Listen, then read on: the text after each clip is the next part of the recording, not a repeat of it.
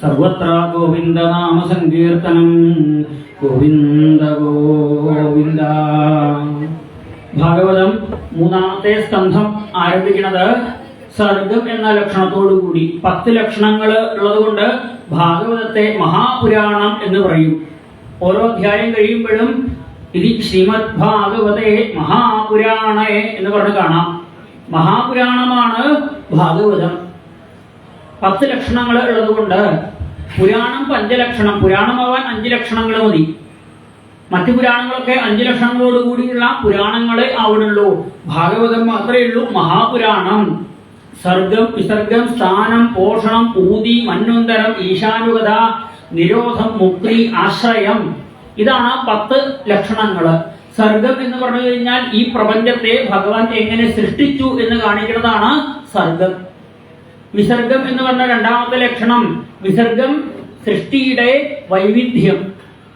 ഭഗവാനിൽ നിന്ന് നേരിട്ടുണ്ടാവുന്ന സൃഷ്ടി, അവിടെ നിന്നും സൃഷ്ടി പല പല മാർഗങ്ങളായിട്ട് പല പല രൂപത്തിലും ഭാവത്തിലുമുള്ള സൃഷ്ടികളായിട്ട് വിസ്തരിച്ച് ഉള്ള സൃഷ്ടിയുടെ വർണ്ണനയാണ് വിസർഗം.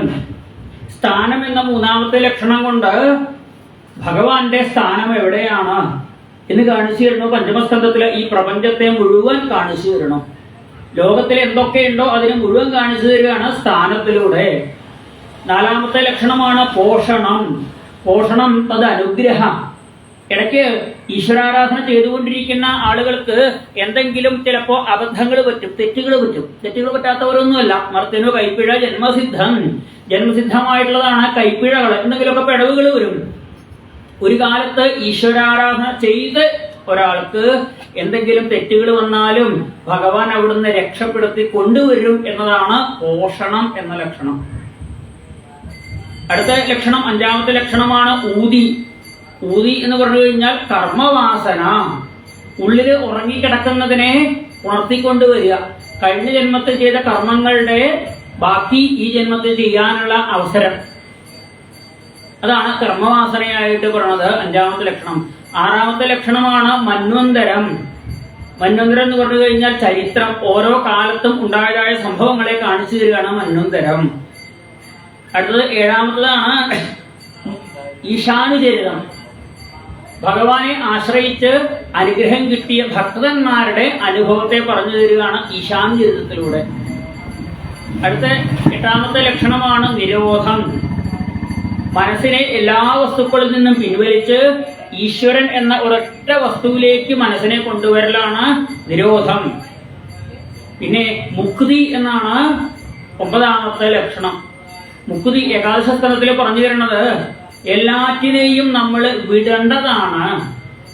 ഈശ്വരൻ ഒഴികെയുള്ള എല്ലാ ചിന്തകളെയും വിടേണ്ടതാണ്. 10ാം ക്ലാസ് കഴിഞ്ഞപ്പോൾ നമ്മൾ സ്കൂള് എന്നുള്ള ചിന്ത വിട്ടില്ലേ? ഇപ്പോഴാണെങ്കിൽ +2 കൂടി കഴിഞ്ഞാലേ വിടാൻ പറ്റില്ല. നമ്മുടെ കാലത്ത് 10ാം ക്ലാസ് കഴിഞ്ഞാൽ തന്നെ പ്രീ ഡിഗ്രി അത് കോളേജിലാണ്. ഇപ്പൊ 12ാം ക്ലാസ് കഴിഞ്ഞാൽ പിന്നെ സ്കൂള് വിട്ടു, പിന്നെ കോളേജാണ്. ഈ കോളേജിൽ 2-3 കൊല്ലം കഴിഞ്ഞാൽ വേണമെങ്കിൽ ഡിഗ്രി എടുക്കാം. അത് കഴിഞ്ഞാൽ കോളേജും വിട്ടു. പിന്നെ മറ്റു വല്ല പ്രൊഫഷണൽ കോഴ്സുകളൊക്കെ ആണെന്നുണ്ടെങ്കിൽ അത് പഠിക്കുന്നത് വരെയുള്ളൂ. ഓരോന്ന് കഴിഞ്ഞാലും അതിനെ വിടണോ, കുട്ടിക്കാലം വിടണോ, പഠനം വിടണോ. പിന്നെ ജോലി കിട്ടിക്കഴിഞ്ഞാൽ പിന്നെ പഠനമൊക്കെ വിട്ടു. പിന്നെ പഠന കാര്യങ്ങളൊക്കെ വിട്ട് ജോലിയിലായി ശ്രദ്ധ. അവിടുന്ന് കിട്ടുന്ന വരുമാനത്തിലായി. ഈ സ്കൂളിൽ പഠിക്കുന്ന കാലത്ത് വീട്ടിലെ കിട്ടുന്ന ശമ്പളം അതിന്റെ ചെലവുകളൊന്നും നോക്കേണ്ട കാര്യമില്ല. പുതിയ പുതിയ ഉത്തരവാദിത്തങ്ങൾ വന്നു. ജോലി കിട്ടിയപ്പോ ആ ശമ്പളം എന്തിനൊക്കെ ഉപയോഗിക്കണം? അവനവന് മാത്രം ഡ്രസ്സും കാര്യങ്ങളും എടുത്താൽ മതിയോ? അതുപോലെ വീട്ടിലെ കാര്യങ്ങളൊക്കെ നോക്കണം. വീട്ടിലെ അച്ഛനെ സഹായിക്കണം, അമ്മയെ സഹായിക്കണം, അവർക്ക് വേണ്ടതൊക്കെ ചെയ്തു കൊടുക്കണം. കല്യാണം കഴിഞ്ഞാൽ അവനവന്റെ കാര്യം മാത്രം നോക്കിയാൽ പോരാ, ഭാര്യയുടെ കാര്യങ്ങൾ നോക്കണം, കുട്ടികളുണ്ടായ കുട്ടികളുടെ കാര്യങ്ങൾ നോക്കണം. പുതിയ പുതിയ കാര്യങ്ങൾ ഏറ്റെടുക്കണോ, പഴയത് ഓരോന്നായിട്ട് വിടണോ?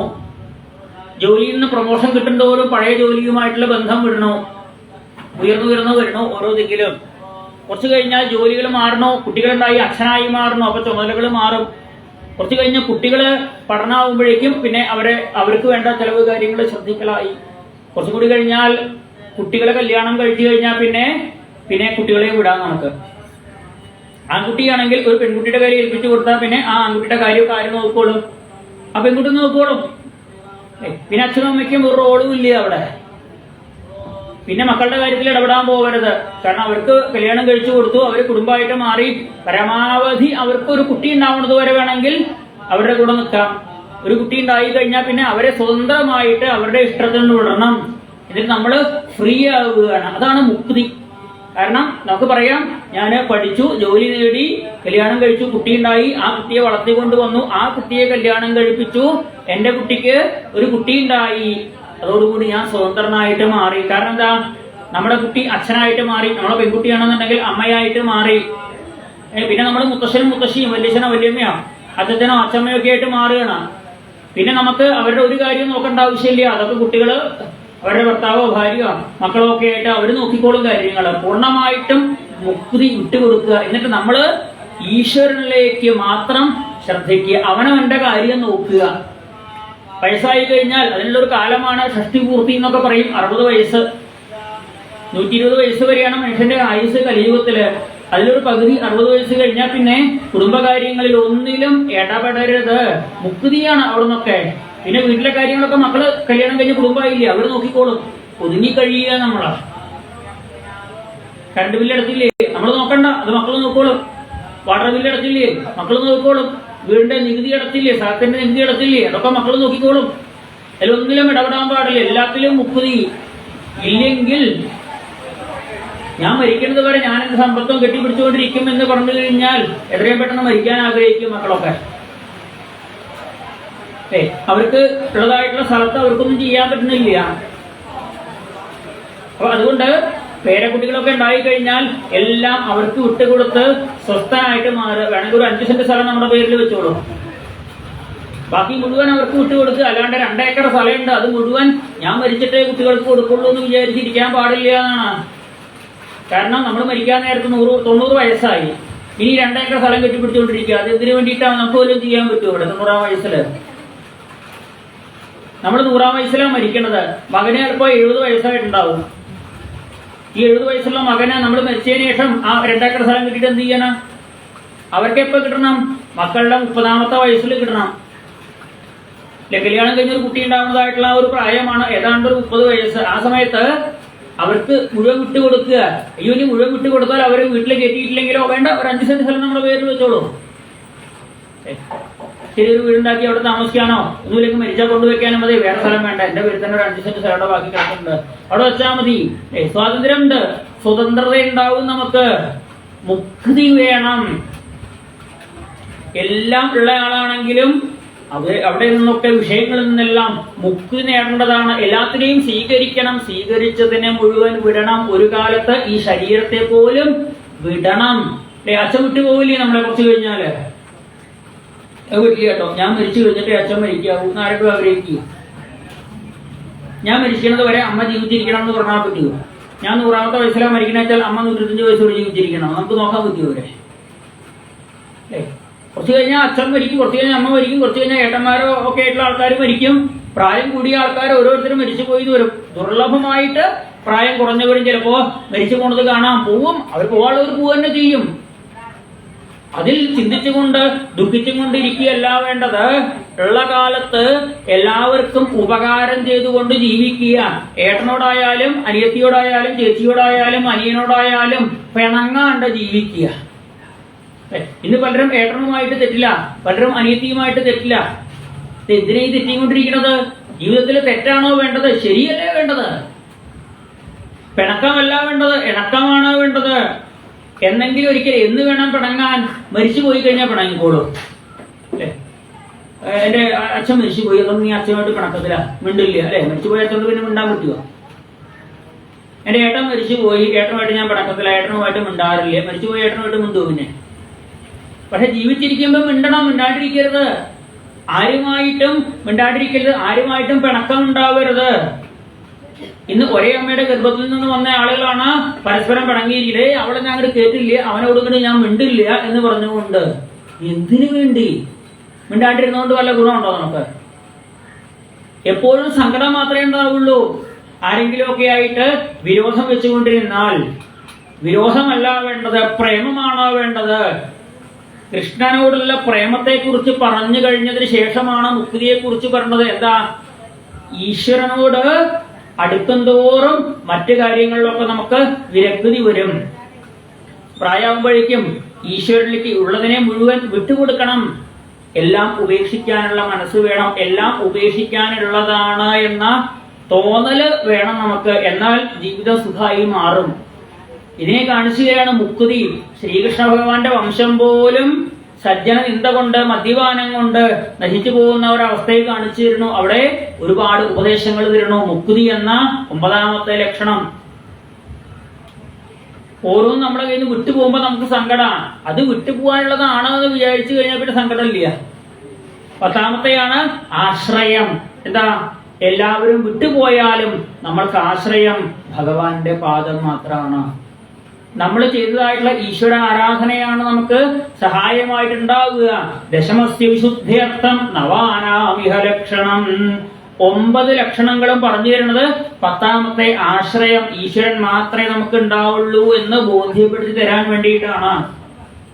വലിയൊരു പ്രളയത്തില് വീണ് മുങ്ങിത്താഴുന്ന മാർക്കണ്ഡേയന് ആലിലക്കണ്ണനായിട്ട് ഭഗവാൻ ദർശനം കൊടുക്കുന്നതും ആ ആലിലക്കണ്ണന്റെ കാല് പിടിക്കുമ്പോ മാർക്കണ്ഡേയൻ പ്രളയത്തിൽ നിന്നെല്ലാം രക്ഷപ്പെടുന്നത് പ്രളയമൊന്നുമില്ല, അവിടെ തോന്നിയതാണ്.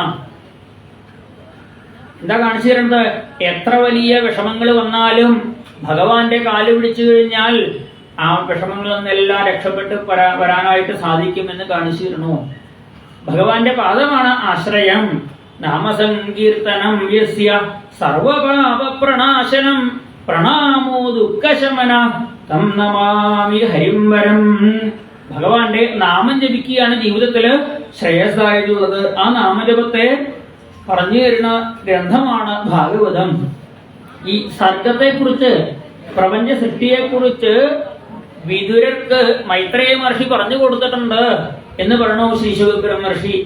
അപ്പോ ചോദിക്കുകയാണ് ആ പരീക്ഷിത്ത്, എപ്പോഴാണ് വിദുരര് മൈത്രേയ മഹർഷി ആശ്രമത്തിൽ എത്തിയത് ചോദിക്കുക. പാണ്ഡവന്മാരുടെ വനവാസവും അജ്ഞാതവാസവും കഴിഞ്ഞ് കൗരവ പാണ്ഡവ യുദ്ധം ഉണ്ടാവും എന്ന്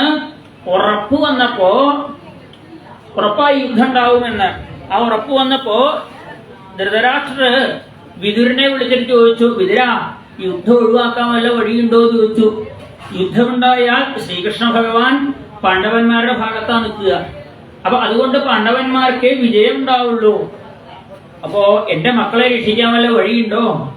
വിദുരർ പറഞ്ഞു, ദുര്യോധനെ നാട് കടത്തി കഴിഞ്ഞാൽ ബാക്കി 99 കുട്ടികളെയും ചിലപ്പോ രക്ഷിക്കാൻ പറ്റും. ഇതറിഞ്ഞു ദുര്യോധനൻ. ആ വിദുരർ വന്നിട്ട് ധൃതരാഷ്ട്രോട് പറയാണ് ദുര്യോധനെ നാട് കടത്തണമെന്ന്. ദുര്യോധനൻ പറഞ്ഞു, വിദുരനെയാണ് നാട് കടത്തേണ്ടത് എന്ന് പറഞ്ഞ് വിദുരനെ കൊട്ടാരത്തിൽ നിന്ന് പുറത്താക്കാൻ കൽപ്പിച്ചു. വിദുരന് അല്ലെങ്കിൽ പോവാൻ തയ്യാറായി നിൽക്കുകയായിരുന്നു. വിദുരൻ സന്തോഷത്തോടു കൂടി അവിടുന്ന് ഇറങ്ങിപ്പോയി. 39 കൊല്ലത്തോളം തീർത്ഥാടനം നടത്തി വിദുരര്. അവസാനം യമുനാ തീരത്തെത്തിയപ്പോ തത്രോദ്ധവം ഭാഗവതം ദദർശ. ആ ഉദ്ധവരെ ബദരിയിലേക്ക് പോണത് കണ്ടു വിദുരര്. യമുനാ തീരത്ത് വെച്ചിട്ട് രണ്ടുപേരും ഭക്തന്മാരാ, ഉദ്ധവരും വിദുരരും. രണ്ടുപേരും തമ്മിൽ കെട്ടിപ്പിടിച്ച് ആ ഭക്തി പ്രവാഹം രണ്ടുപേരിലും. വിദുരർ ചോദിക്കുക ഉദ്ധവരോട്, ദ്വാരകയില കണ്ണനും രാമനും നാരിമാർക്കും സുഖമല്ലേ ചൊല്ലുക. ഹേ ഉദ്ധവരെ, ദ്വാരകയിലെ കണ്ണനും രാമനും എല്ലാവർക്കും സുഖം തന്നെ അല്ലേ എന്ന് ചോദിക്കുമ്പോഴാണ് ദ്വാരകയില് ഇന്ന് കണ്ണനും ഇല്ല, രാമനും ഇല്ല, നാരിമാരും ഇല്ല, ആ ദ്വാരക തന്നെ ഇല്ല എന്ന് പറയുക ഉദ്ധവര്. എന്തേ പറ്റിയത്? ഭഗവാന്റെ വംശത്തിൽപ്പെട്ട കുട്ടികള് സജ്ജനങ്ങളെ നിന്ദിച്ച് ബ്രാഹ്മണ ശാപം വാങ്ങി. അതുവഴി സാമ്പന്റെ വയറ്റിൽ നിന്നും ഒരു ഇരുമ്പൊലക്ക ഉണ്ടായി. ആ ഇരുമ്പൊലക്ക രാഗി പൊടിച്ച് കടലിൽ കലക്കി. അതൊക്കെ ഏരകപ്പുലുകളായിട്ട് മുളച്ചു വന്നു. സജ്ജന നിന്ദ കൊണ്ട് കുറെ സൽക്കർമ്മം ചെയ്തു പരിഹാരത്തിന് വേണ്ടിയിട്ട്. പക്ഷെ പരിഹാരം ഒന്നും ഇല്ലാത്തതാണ് സജ്ജന നിന്ദ. അവസാനം വാരുണി മദ്യം കുടിച്ച് ലക്കുകെട്ട് തമ്മിൽ തല്ലി നശിച്ചു. ആ ഭഗവാന്റെ വംശം മുഴുവൻ നശിച്ചു. മദ്യപാനം കൊണ്ട് ശ്രീകൃഷ്ണ ഭഗവാന്റെ വംശം പോലും നശിച്ചു.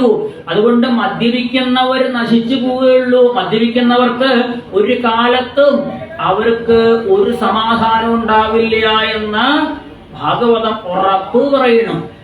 ആരെങ്കിലും മദ്യപിക്കുന്നവരുണ്ടെങ്കിൽ നിർത്താൻ പറയുക അവരോട്. കാരണം ഒരു ലെവലേശം സമാധാനം മദ്യപാനികൾക്ക് കിട്ടില്ല. കൃഷ്ണന്റെ വംശത്തിന് പോലും കിട്ടിയിട്ടില്ല, പിന്നെ നമ്മുടെ കുടുംബത്തിന്റെ കാര്യം പറയാനുണ്ടോ ചോദിക്കുക. മദ്യപാനത്തിന്റെ സജ്ജന നിന്ദയുടെ ആ അപകടത്തെ കുറിച്ച് യാദവംശത്തില് ഒരാൾക്കും കൃഷ്ണന്റെ മഹത്വം മനസ്സിലായില്ല. എല്ലാവരോടും പോയിട്ട് സൽക്കർമ്മങ്ങൾ ചെയ്തോളാൻ ഭഗവാൻ പറഞ്ഞപ്പോ എല്ലാവരും ഓടിപ്പോയി. ഒരാള് പോലും ഈ കൃഷ്ണൻ ഇവിടെ ഉണ്ടാവുമ്പോ വേറൊരു സൽക്കർമ്മത്തിന്റെ ആവശ്യമുണ്ടോ? ആ കൃഷ്ണനെ നമസ്കരിച്ചാ പോരെ. ശ്രീകൃഷ്ണായ വയം നുമാ സച്ചിദാനന്ദരൂപായ വിശ്വോൽപത്യാദിഹേതവേ താപത്രയ വിനാശായ ശ്രീകൃഷ്ണായ വയം നുമാ.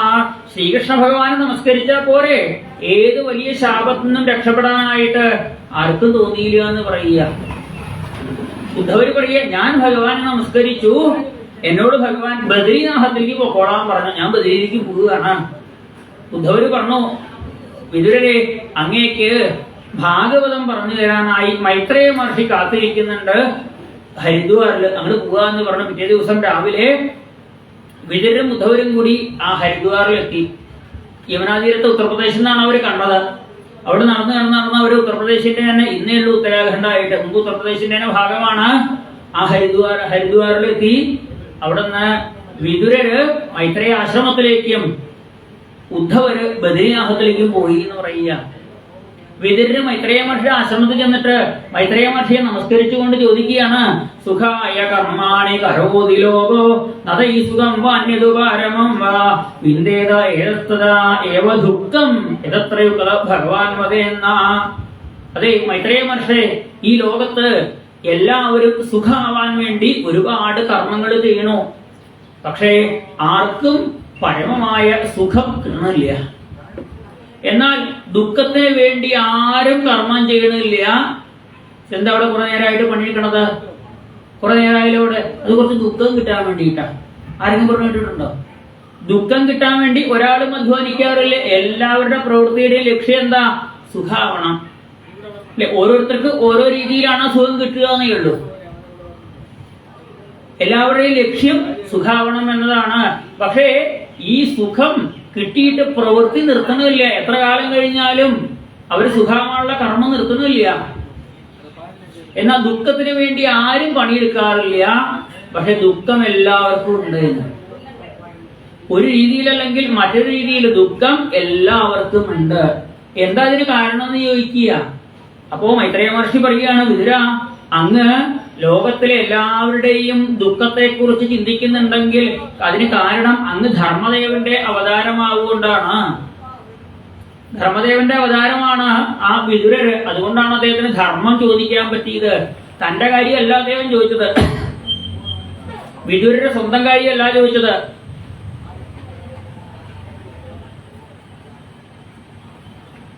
ജീവിതത്തിലെ 39 കൊല്ലത്തോളം തീർത്ഥാടനം നടത്തിയ ആളാണ് അദ്ദേഹം. അങ്ങനെയുള്ള അദ്ദേഹം ചോദിച്ചത്, ലോകത്തില് എല്ലാവർക്കും സുഖമാവണം. എന്താ എല്ലാവർക്കും സുഖം കിട്ടാത്തത്? മൈത്രേയ മഹർഷി പറഞ്ഞു, സുഖം കിട്ടാത്തതിന് കാരണം എന്താ വെച്ചാൽ ആളുകള് സുഖം കിട്ടണത്തേക്ക് പോണില്ല.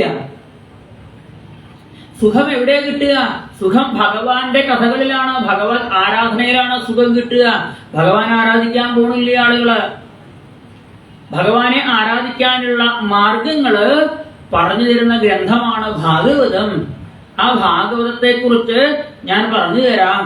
എനിക്ക് എന്റെ ഗുരുവായിട്ടുള്ള സംഖ്യായനൻ പറഞ്ഞു തന്നിട്ടുണ്ട് ഭാഗവതം. ആ ഭാഗവതത്തെ പറഞ്ഞു തരാം. ഒരിക്കലും സജ്ജനങ്ങള് ഞാൻ പറഞ്ഞു തരാം എന്ന് പറയില്ല. അറിവുള്ള മഹത്തുക്കളുണ്ടൊരു പരമാർത്ഥം അരുൾ ചെയ്തിരിക്കുന്നു. അറിവുള്ളവര് പറഞ്ഞു തന്നിട്ടുണ്ട്, അത് പറഞ്ഞു തരാന്നേ പറയുള്ളൂ. ഗുരുനാഥൻ സംഖ്യായനൻ പറഞ്ഞു തന്നിട്ടുണ്ട് ഭാഗവതം. ആ ഭാഗവതത്തെ പറഞ്ഞു തരാന്ന് പറഞ്ഞു. സംഖ്യായനൻ ആരാ പറഞ്ഞു കൊടുത്തത്? സംഖ്യായന് സനകാദികളാണ് പറഞ്ഞു കൊടുത്തത്. സനകാദികൾക്ക് സംകൃഷ്ണമൂർത്തിയെ പറഞ്ഞു കൊടുത്തത്. സംകൃഷ്ണമൂർത്തിക്ക് സാക്ഷാൽ ഭഗവാൻ തന്നെയാണ് പറഞ്ഞു കൊടുത്തത്. ഇങ്ങനെ ഭാഗവതം ഭഗവാൻ രണ്ടുപേർക്ക് പറഞ്ഞു കൊടുത്തിട്ടുണ്ട്. ഒന്ന് ബ്രഹ്മാവിന് പറഞ്ഞു കൊടുത്തു, പിന്നെ സംകൃഷ്ണമൂർത്തിക്ക് പറഞ്ഞു കൊടുത്തു. ഇങ്ങനെ രണ്ടുപേർക്കാണ് ഭഗവാൻ ഭാഗവതം പറഞ്ഞു കൊടുത്തിട്ടുള്ളത്. ബ്രഹ്മാവിന്റെ പരമ്പര എങ്ങനെയാ? ബ്രഹ്മാവ് നാരദർക്ക്, നാരദ മഹർഷി വേദവ്യാസരോട് എഴുതിക്കൊള്ളാൻ പറഞ്ഞു. വേദവ്യാസ മഹർഷി ശ്രീശുക ബ്രഹ്മർഷിയോട്, ശ്രീശുക ബ്രഹ്മർഷി പരീക്ഷത്തിനോട്, പരീക്ഷത്തിന്റെ അടുത്തിരുന്ന് കേട്ട സൂതൻ ശൗനകാദികളോട്. ഇങ്ങനെ ഭാഗവതത്തിന്റെ ഒരു പരമ്പര. എന്നാൽ ഭഗവാൻ തന്നെ സംകൃഷ്ണമൂർത്തിയോട് പറഞ്ഞത്, സംകൃഷ്ണമൂർത്തി സനകാദികളോട്, സനകാദികൾ സാംഖ്യായനോട്, സാംഖ്യായനൻ മൈത്രേയ മഹർഷിയോട്, മൈത്രേയ മഹർഷി വിദുരരോട്. ഇങ്ങനെയാണ് ഭാഗവതത്തിന്റെ രണ്ട് വഴികൾ, രണ്ട് വഴിയായിട്ട് വരുന്നത്. ആ സംഖ്യായനന്റെ ശിഷ്യന്മാരിൽ പെട്ട മൈത്രേയ മഹർഷിയുടെ ഒപ്പം തന്നെ പരാശരനും സംഖ്യായനന്റെ ശിഷ്യൻ തന്നെയാണ്. അങ്ങനെ പരാശര മഹർഷിക്കും പറഞ്ഞു കൊടുക്കേണ്ട ഈ സംഖ്യായനൻ, പരാശര മഹർഷി തന്റെ മകനായിട്ടുള്ള വേദവ്യാസനെയും കേൾപ്പിച്ചു. രണ്ട് മാർഗത്തിലൂടെയും വേദവ്യാസങ്ങളിലേക്ക് ഭാഗവതം എത്തുന്നുണ്ട്. ഈ ഭാഗവതം ഭഗവാന്റെ പ്രപഞ്ച സൃഷ്ടി ാണ് ഇരിക്കുന്നത് എന്ന് ആദ്യം പറഞ്ഞു. ഭഗവാനിൽ നിന്നും താമരയാണ് ഉണ്ടായത്. വരാഹകൽപ്പത്തിലെ സൃഷ്ടിയെ കുറിച്ച് പറയുകയാണ്. ആ താമരയിലിരിക്കുന്ന ബ്രഹ്മാവ് തപസ് ചെയ്യുന്നതും ഭഗവാൻ പ്രത്യക്ഷപ്പെടുന്നതും, ഞാൻ സൃഷ്ടിക്കുന്ന ജീവജാലങ്ങളെയെല്ലാം രക്ഷിച്ചോളണേ എന്ന് പറയുമ്പോ രക്ഷിച്ചോളാം എന്ന് പറയണു.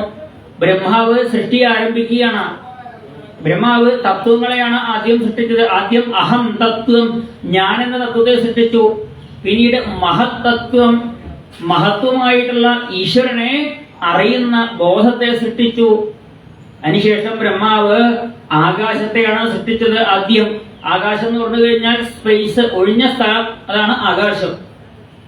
ഒരു പാത്രത്തിന്റെ ഉള്ളിൽ ഒഴിഞ്ഞിരിക്കുന്ന ഒരു സ്ഥലമാണ് ആ പാത്രത്തിന്റെ ഉള്ളിലെ ആകാശം എന്ന് പറയുന്നത്. ആകാശം എന്ന് പറഞ്ഞാൽ നമ്മൾ മേപ്പെട്ട് വിമാനം പോണ ആ ഒരു ആകാശം, അങ്ങോട്ട് മേപ്പെട്ടുള്ളതല്ല ആകാശം. ഒരു മുറിക്കുള്ളിൽ ഉള്ള സാധനങ്ങൾ, കുറെ സാധനങ്ങൾ ഉണ്ടാവും. മുറിയിൽ മേശ ഉണ്ടാവും, കസേര ഉണ്ടാവും, കട്ടിലുണ്ടാവും, അലമാര ഉണ്ടാവും, ഒക്കെ ഉണ്ടാവും. ഇതൊക്കെ കഴിഞ്ഞ് ബാക്കിയുള്ള സ്ഥലം ഉണ്ടല്ലോ, ഒഴിഞ്ഞ സ്ഥലം, അതിനാണ് ആകാശം എന്ന് പറയുക. ഒഴിഞ്ഞ സ്ഥലം ഉണ്ടാവുകൊണ്ടല്ലേ നമുക്ക് വേറൊരു സാധനം അവിടെ കൊണ്ടുവയ്ക്കാൻ പറ്റുന്നത്. നിറഞ്ഞിരിക്കുകയാണെന്നുണ്ടെങ്കിൽ പിന്നെ അതെ ഇവിടെ ഒഴിവില്ല കേട്ടോ, ഇവിടെ കൊണ്ടുവയ്ക്കാൻ സ്ഥലമില്ല. എന്തേ? അതാണ് ആകാശം ഇല്ല, സ്പേസ് ഇല്ല അവിടെ എന്ന് പറയും. ഒഴിഞ്ഞ സ്ഥലമാണ് ആകാശം. ആ ഒഴിഞ്ഞ സ്ഥലത്തെയാണ് ആദ്യം സൃഷ്ടിച്ചത്. പിന്നീട് ആകാശത്തിൽ നിന്നും ആകാശവും മഹത്വവും കൂടി സൃഷ്ടിച്ചിട്ട് ചേർത്തിട്ട് വായുവിനെ സൃഷ്ടിച്ചു. പിന്നീട് വായുവും ആകാശവും ചേർന്ന് അഗ്നിയെ സൃഷ്ടിച്ചു എന്ന് പറയുക. പിന്നെ വായുവും അഗ്നിയും ചേർന്നിട്ടാണ് ജലം ഉണ്ടായത് എന്ന് പറയണം. ഇന്നും വെള്ളത്തിന്റെ സൂത്രവാക്യം എന്താ? ഫിസിക്സിൽ പഠിക്കണത് H2O എന്നല്ലേ പഠിക്കണത്. ഹൈഡ്രജൻ മോണോക്സൈഡ് അല്ലേ വെള്ളം എന്ന് പറഞ്ഞു കഴിഞ്ഞാല്. H ഹൈഡ്രജൻ, ഹൈഡ്രജൻ എന്ന് പറഞ്ഞാൽ അഗ്നി, ഓക്സിജൻ എന്ന് പറഞ്ഞാൽ വായു. പ്രപഞ്ച സൃഷ്ടിയെ കുറിച്ച് പറയുമ്പോൾ ഭാഗവതത്തിൽ പറഞ്ഞു വെച്ചു H2O ആണ് ആ വെള്ളം എന്ന്. ഹൈഡ്രജൻ എന്ന അഗ്നിയും ഓക്സിജൻ എന്ന വായുവും ചേർന്നിട്ടാണ് ആ വെള്ളം ഉണ്ടായത് എന്ന ഫിസിക്സ് ഭാഗവതത്തിലാണ് പറഞ്ഞു വെച്ചിട്ടുള്ളത്. വിദേശികൾ കണ്ടുപിടിച്ച സൂത്രവാക്യമൊന്നും അല്ലാതെ. ആ വെള്ളത്തെ അഗ്നിയുമായിട്ട് ചേർത്ത് വെള്ളം വറ്റിക്കഴിഞ്ഞപ്പോ അവിടെ ഭൂമിയെ കാണാൻ സാധിച്ചു. ഇങ്ങനെ പഞ്ചഭൂതങ്ങള് അഗ്നി, വായു, ആകാശം, വായു, അഗ്നി, ജലം, ഭൂമി, ഇങ്ങനെ പൃഥ്വി, ആപത്തേജോ, ആയുരാകാശോ 5 പഞ്ചഭൂതങ്ങളെ സൃഷ്ടിച്ചു അത്രേ. പിന്നെ പഞ്ചഭൂതങ്ങളിൽ നിന്നാണ് ഓരോന്നിനെയും സൃഷ്ടിച്ചത്. ആ ഓരോ സൃഷ്ടി 10 വിധത്തിലുള്ള സൃഷ്ടി. അതിൽ ആഹാരം കഴിക്കുന്ന രീതിയിൽ 3ആയിട്ട് ജീവജാലങ്ങളെ സൃഷ്ടിച്ചു എന്നാണ്. ശരീരത്തിന്റെ മുകളിൽ ആഹാരം കൊണ്ടുവച്ച് താഴേക്ക് ഇറങ്ങി വരുന്ന രീതിയിലാണ് ആരെ സൃഷ്ടിച്ചത്?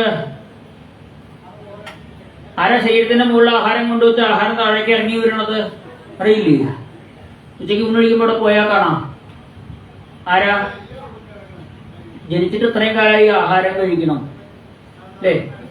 ശരീരത്തിന് മുകളിൽ കൊണ്ടുവച്ച് താഴേക്ക് ആഹാരം ഇറങ്ങി വരുന്നവരും മനുഷ്യർ തന്നെയാണ്. ഭക്ഷണം എവിടെയാ കൊണ്ടുവയ്ക്കുന്നത്? ആഹാരത്തിന്റെ താഴെയാണ്, കാൽക്കലാണോ കൊണ്ടുവയ്ക്കണത്? അയ്യോ, വയറ്റിലാ കൊണ്ടുവയ്ക്കണം. നമ്മൾ നേരെ വയറ് തുറന്നിട്ട് വയറ്റിലേക്കാണോ ആഹാരം കൊണ്ടുവയ്ക്കണത്? വയറ്റിലേക്കാണ് ആഹാരം എത്തുന്നത് എന്നുണ്ടെങ്കിൽ ഇത് കൊണ്ടുവയ്ക്കണത് എവിടെയാ? മുകളിലാണ് കൊണ്ടുവയ്ക്കണത്. മുകളിൽ കൊണ്ടുവയ്ക്കാല്ലേ? വെള്ളം കുടിക്കുമ്പോ വായങ്ങട് പൊക്കിയിട്ട് മുകളിൽ അങ്ങനെ ഒഴിക്കുക ചെയ്യുക. അല്ല, ഈ വായ വെച്ച് കുടിക്കുക അതൊന്നും നമുക്ക് വിധിച്ചിട്ടൊന്നുമില്ല. ചൂടുള്ള വെള്ളമൊക്കെ ആകുമ്പോൾ വെള്ളം കുടിക്കുമ്പോഴൊക്കെ പൊക്കി കുടിക്കണം എന്നാണ് പറയുക. ഇന്നത്തെ ആൾക്കാർക്ക് കുട്ടികൾക്കൊന്നും ശീലം തന്നെ ഉണ്ടാവില്ല. ആ ശരീരത്തിന്റെ മുകളിൽ കൊണ്ടുപോയിട്ടാണ് വെള്ളവും ആഹാരമൊക്കെ വെച്ചു കൊടുക്കുക. അതെങ്ങടാ പോണത്? താഴേക്ക് ഇറങ്ങി വരിക ചെയ്യണത്. മുകളിൽ നിന്നും താഴേക്ക് ആഹാരം സ്വീകരിക്കുന്നവര് ആയിട്ടാണ് മനുഷ്യരെ സൃഷ്ടിച്ചത്. അപ്പൊ അടുത്ത സൃഷ്ടിയെ കുറിച്ച് പറഞ്ഞോളൂ. താഴെ നിന്ന് മുകളിലേക്ക് ആഹാരം സ്വീകരിക്കുന്നവര് ആരാ? അതാണ് വൃക്ഷങ്ങള്. വൃക്ഷങ്ങൾക്ക് എവിടെ ആഹാരം കൊണ്ടുവച്ച് കൊടുക്കുക? വെള്ളവും വളമൊക്കെ എവിടെ കൊണ്ടുവച്ച് കൊടുക്കുക? ഇലയുടെ മുകളിൽ കൊണ്ടുവയ്ക്കുക. അതൊരു കോണി കൊണ്ടുവന്നിട്ടേ ആ തെങ്ങിന്റെ മുകളിൽ കൊണ്ടുപോയി വെള്ളവും വളമൊക്കെ വെച്ച് കൊടുക്കുക. മുകളിലാണ് വെക്കുക? താഴെയാണ്. താഴെ നിന്ന് മുകളിലേക്കാണ് ആഹാരം വലിച്ചെടുക്കുക. അതാണ് സസ്യങ്ങള്. പിന്നെ നേർരേഖയിൽ ആഹാരം സ്വീകരിക്കുന്നവ, വായയും ആമാശയവും നേർരേഖയിലാവും. അങ്ങനെയുള്ള ജീവജാലങ്ങളാണ് മൃഗങ്ങള്. ഒരു നായയായാലും ഒരു പൂച്ചയായാലും പശുവായാലും ആനയായാലും അതിന്റെ വായയും ആമാശയവും നേർരേഖയിലാണ് ഉണ്ടാകുക, നിവീതമായിട്ട് എന്ന് പറയും. നോക്കൂ, ബ്രഹ്മാവിന്റെ സൃഷ്ടിയില് ഉള്ള ആ വൈവിധ്യം. മുകളിൽ നിന്ന് താഴേക്ക് ആഹാരം സ്വീകരിക്കുന്ന ചെടികള്, മുകളിൽ നിന്ന് താഴേക്ക് ആഹാരം സ്വീകരിക്കുന്ന മനുഷ്യര്, താഴെ നിന്ന് മുകളിലേക്ക് ആഹാരം സ്വീകരിക്കുന്ന വൃക്ഷങ്ങള്, നേർരേഖയിൽ ആഹാരം സ്വീകരിക്കുന്ന മൃഗങ്ങള്. മൂന്നായിട്ട് നാലാമതൊരു രീതി ഇല്ല അത്രേ ആഹാര സ്വീകരണത്തിന്. 3 രീതിയുള്ളൂ. ബ്രഹ്മാവ് ദേവന്മാരെ സൃഷ്ടിച്ചു. ദേവന്മാര് മനുഷ്യരെ ഓരോരുത്തരെയും സൃഷ്ടിച്ചു അത്രേ. മനുഷ്യ സൃഷ്ടിയെ കുറിച്ച് വിശദമായിട്ട് കേൾക്കണം എന്ന് പറഞ്ഞപ്പോഴാണ് ആദ്യം ബ്രഹ്മാവ് കാലത്തെ സൃഷ്ടിച്ചു, സമയത്തെ സൃഷ്ടിച്ചു അത്രേ. ആദ്യം കാലസ്വ പരമാണു എന്ന സമയത്തിന്റെ ഏറ്റവും ചെറിയ അളവെ പറഞ്ഞു അത്രേ. സമയത്തിന്റെ ഏറ്റവും ചെറിയ ഒരു അളവ് പരമാണു. ചെറുതായിട്ട് ജാലാർക്കരശ്മിയാവകത എന്ന് പറയും. ഈ ജനാലയിലൂടെ ആ സൂര്യപ്രകാശം അകത്തേക്ക് വരുമ്പോ അതിൽ ചെറിയ പൊടിപടലങ്ങളെ കാണാൻ പറ്റും. നമുക്ക് പിടിക്കാനൊന്നും പറ്റില്ല, അത്ര ചെറിയ പൊടിപടലങ്ങള്. അതിൽ ഒരു പൊടിയുടെ ഉള്ളിലൂടെ സൂര്യപ്രകാശം കടക്കാനെടുക്കുന്ന സമയമാണ് സമയത്തിന്റെ ഏറ്റവും ചെറിയ കണക്ക്. പ്രകാശത്തിന്റെ വേഗത നമ്മൾ പഠിച്ചിട്ടുണ്ട്. സെക്കൻഡില് ലക്ഷക്കണക്കിന് കിലോമീറ്റർ സഞ്ചരിക്കും പ്രകാശം. അങ്ങനെയുള്ളപ്പോ ചെറിയൊരു പൊടിയുടെ ഉള്ളിലൂടെ കടക്കുന്ന സമയം അത് മനസ്സിലാവാൻ വേണ്ടി വേറെ ചില ഉദാഹരണങ്ങളൊക്കെ പറയാറുണ്ട്. ഈ നല്ല നേർത്ത ഇലകളുണ്ടല്ലോ, തീരെ കട്ടിയില്ലാത്ത ഇലകള്. അങ്ങനെ 2 ഇലകള് ചേർത്ത് വെക്കുക. 2 ഇലകള് ചേർത്ത് വെച്ചിട്ട് ഒരു വലിയൊരു സൂചി കൊണ്ട് ആ ഇലയില് ഒന്നിച്ച് ശക്തിയായിട്ട് ഒരു ദ്വാരം ഉണ്ടാക്കുക. പതുക്കെയല്ല, നേർത്ത ഇലകളിൽ ഒരു സൂചി കൊണ്ട് നല്ല ശക്തിയില് 2 ഇല ചേർത്ത് വെച്ചിട്ട് 2 ഇലയ്ക്കും കൂടി ചേർന്ന് ദ്വാരം ഉണ്ടാക്കുമ്പോ ആ സൂചിയുടെ അറ്റം ഒന്നാമത്തെ ഇലയിൽ നിന്ന് വിട്ട് രണ്ടാമത്തെ ഇലയിൽ തൊടാനെടുക്കുന്ന സമയമാണ് അത്രേ സമയത്തിന്റെ ചെറിയ അളവ്. എത്ര സമയം എടുക്കും നമുക്ക് പറയാൻ പറ്റുമോ? ചേർത്ത് വെച്ച ഇലയാണ്, 2 ഇലയും ചേർത്ത് വെച്ചിരിക്കുക. ശക്തിയായിട്ടാണ് ഒരു സൂചി കൊണ്ട് അതിനെ ദ്വാരം ഉണ്ടാക്കണത്. ഒരിലയിൽ നിന്ന് വിട്ട് അടുത്ത ഇലയിലേക്ക് എത്താൻ സമയം വേണ്ട ശരിക്ക്. 2 ഇലയിലും കൂടി ഒന്നിച്ചാണ് അങ്ങോട്ട് സൂചി കൊള്ളുക. സമയത്തിന്റെ ചെറിയൊരളവ് കണക്ക് കണ്ടുപിടിച്ചത് ഭാരതത്തിലെ ഗ്രന്ഥങ്ങളാണ്. എന്നിട്ടാണ് ഗ്രീക്കുകാരാണ് കണക്ക് കണ്ടുപിടിച്ചു വന്നപ്പോ സ്കൂളിൽ പഠിപ്പിക്കണത്. കള്ളത്തരം പഠിപ്പിക്കുക. കാരണം സിലബസ് ഉണ്ടാക്കിയവർക്ക് ഭാഗവതം അറിയില്ല. അവർക്ക് ഭാരതത്തിലാണ്, അറിവിന്റെ ദേശമാണ് ഭാരതം എന്ന് പറഞ്ഞു കഴിഞ്ഞാൽ. ഭാസിൽ രമിക്കുന്നത്, പ്രകാശത്തിൽ രമിക്കുന്നതാണ്. അറിവ് കൊടുത്ത ഒരേ ഒരു രാജ്യം ഭാരതമാണ്. ഭാരതം കൊടുത്ത അറിവ് മാത്രമേ ലോകത്തെ എവിടെയുള്ളൂ. ഭാരതത്തില് വ്യാസോച്ഛിഷ്ടം ജഗൽ സർവം. വേദവ്യാസൻ പറഞ്ഞതിന്റെ അപ്പുറത്തേക്ക് പറയാൻ ഒരു ലോകത്തും ഒരാളും ഇല്ല. സമയത്തിന്റെ ചെറിയ കണക്ക് മുതൽ ബ്രഹ്മാവിന്റെ ആയുസ് വരെ ആ കാലത്തെ സൃഷ്ടിച്ചു. സമയത്തിന്റെ പല പല അളവുകള്. പിന്നീടാണ് ബ്രഹ്മാവ് മനസ്സിനെ ശുദ്ധമാക്കിയിട്ട് 4 കുട്ടികളുണ്ടായി. അവരാണ് സനകാദികള് എന്ന് പറയും. സനകാദികൾക്ക് 5 വയസ്സായപ്പോ അവരോട് പറഞ്ഞു, നിങ്ങൾ വേഗം വലുതായി കല്യാണം കഴിച്ച് കുട്ടികളൊക്കെ ഉണ്ടാവണം, എന്നെ സൃഷ്ടിയിൽ സഹായിക്കണം എന്ന് പറഞ്ഞു. അപ്പൊ സനകാദികൾ പറഞ്ഞു, ഞങ്ങൾ ഈശ്വരാരാധനയായിട്ട് കഴിയുകയാണ്, ഞങ്ങൾക്ക് സൃഷ്ടി നടത്താനൊന്നും താല്പര്യമില്ല എന്ന് പറഞ്ഞപ്പോ ബ്രഹ്മാവിന് ദേഷ്യം വന്നു. ഇങ്ങനെ ദേഷ്യം വന്നത് താൻ പറഞ്ഞ കുട്ടികള് തന്നെ അനുസരിക്കുന്നില്ല തന്റെ കുട്ടികള്. പക്ഷേ ഈ കുട്ടികൾക്ക് 5 വയസ്സേ ആയിട്ടുള്ളൂ. സൃഷ്ടിയുടെ നിയമത്തിൽ ഉണ്ട് 5 വയസ്സ് വരെയുള്ള കുട്ടികളോട് ദേഷ്യപ്പെടാനോ ശിക്ഷിക്കാനോ പാടില്ല എന്ന്. 5 വയസ്സ് വരെയുള്ള കുട്ടികൾ എന്ത് വികൃതി കാണിച്ചാലും അവരെ ലാളിക്കുക എന്നല്ലാണ്ട് ഒന്ന് കണ്ണുരുട്ടി നോക്കാനോ അവരോട് ഒച്ചയിടാനോ ദേഷ്യപ്പെടാനോ അവിടെ വഴക്ക് പറയാനോ അടിക്കാനോ പാടില്ല. 5 വയസ്സ് താഴെയുള്ള കുട്ടികളോട് ദേഷ്യപ്പെടുക അടിക്കുക ചെയ്തു കഴിഞ്ഞാൽ തീയില് ജീവനോടെ വെന്ത് മരിക്കേണ്ടി വരും. അങ്ങനെ 2 കഥാപാത്രങ്ങളെ നമുക്ക് കാണാൻ പറ്റും ഭാഗവതത്തില്. ഒന്ന് നാളെയും ഒന്ന് മറ്റന്നാളുമായിട്ട് 2 പേരെ കാണിച്ചു തരും. 5 വയസ്സ് വരെയുള്ള കുട്ടികളെ വേദനിപ്പിച്ചിട്ട് തീയില് ജീവനോടെ വെന്ത് മരിക്കേണ്ടി വരിക. ചില അമ്മമാർക്ക് അടുക്കളയിൽ നിന്നൊക്കെ അടുക്കുന്ന പാത്രം വാങ്ങി വെക്കുമ്പോഴോ ഒക്കെ ചിലപ്പോ കൈ കൊള്ളാറുണ്ട്. എന്തേ? 5 വയസ്സുള്ള കുട്ടികളോട് ദേഷ്യപ്പെട്ടിട്ടുണ്ടാവും. 5 വയസ്സ് വരെയുള്ള കുട്ടികളോട് ഒരിക്കലും അവരോട് ദേഷ്യപ്പെടാൻ പാടില്ല. 5 വയസ്സ് വരെയുള്ള കുട്ടികൾ എന്ത് തെറ്റ് ചെയ്താലും അതിന്റെ ശിക്ഷ അവർക്ക് ഇല്ല. അച്ഛനും അമ്മയ്ക്കാണ് അവിടെ നരകത്തിൽ ചെന്ന് കഴിഞ്ഞ ശിക്ഷ ഉണ്ടാവുക. കാരണം 5 വയസ്സ് വരെ കുട്ടികളുടെ കൂടെ എപ്പോഴും അച്ഛനോ അമ്മയോ ഉണ്ടാവണം. 6 വയസ്സ് കഴിഞ്ഞാൽ അങ്ങനെയല്ല കേട്ടോ. 6 വയസ്സ് കഴിഞ്ഞാൽ കുട്ടികളെ ചെറിയ തെറ്റ് ചെയ്താലും നന്നായിട്ട് അടി കൊടുക്കണം. 16 വയസ്സ് വരെ 1 എള്ളു വെച്ചാൽ ഒലക്ക കൊണ്ട് തന്നെ ഇടിക്കണം. 2 കുട്ടികളുണ്ടെങ്കിൽ വടി കൊണ്ട് അടിച്ചാലും മതി. കാരണം ഒരെണ്ണം നേരെയായി വരുമല്ലോ വിചാരിച്ചിട്ട്. 1 എള്ളു വെച്ചാൽ അത് നേരെയാവാണ്ടാൻ പറ്റില്ലല്ലോ, ഒലക്ക കൊണ്ട് അടിക്കണം എന്ന് പറയും.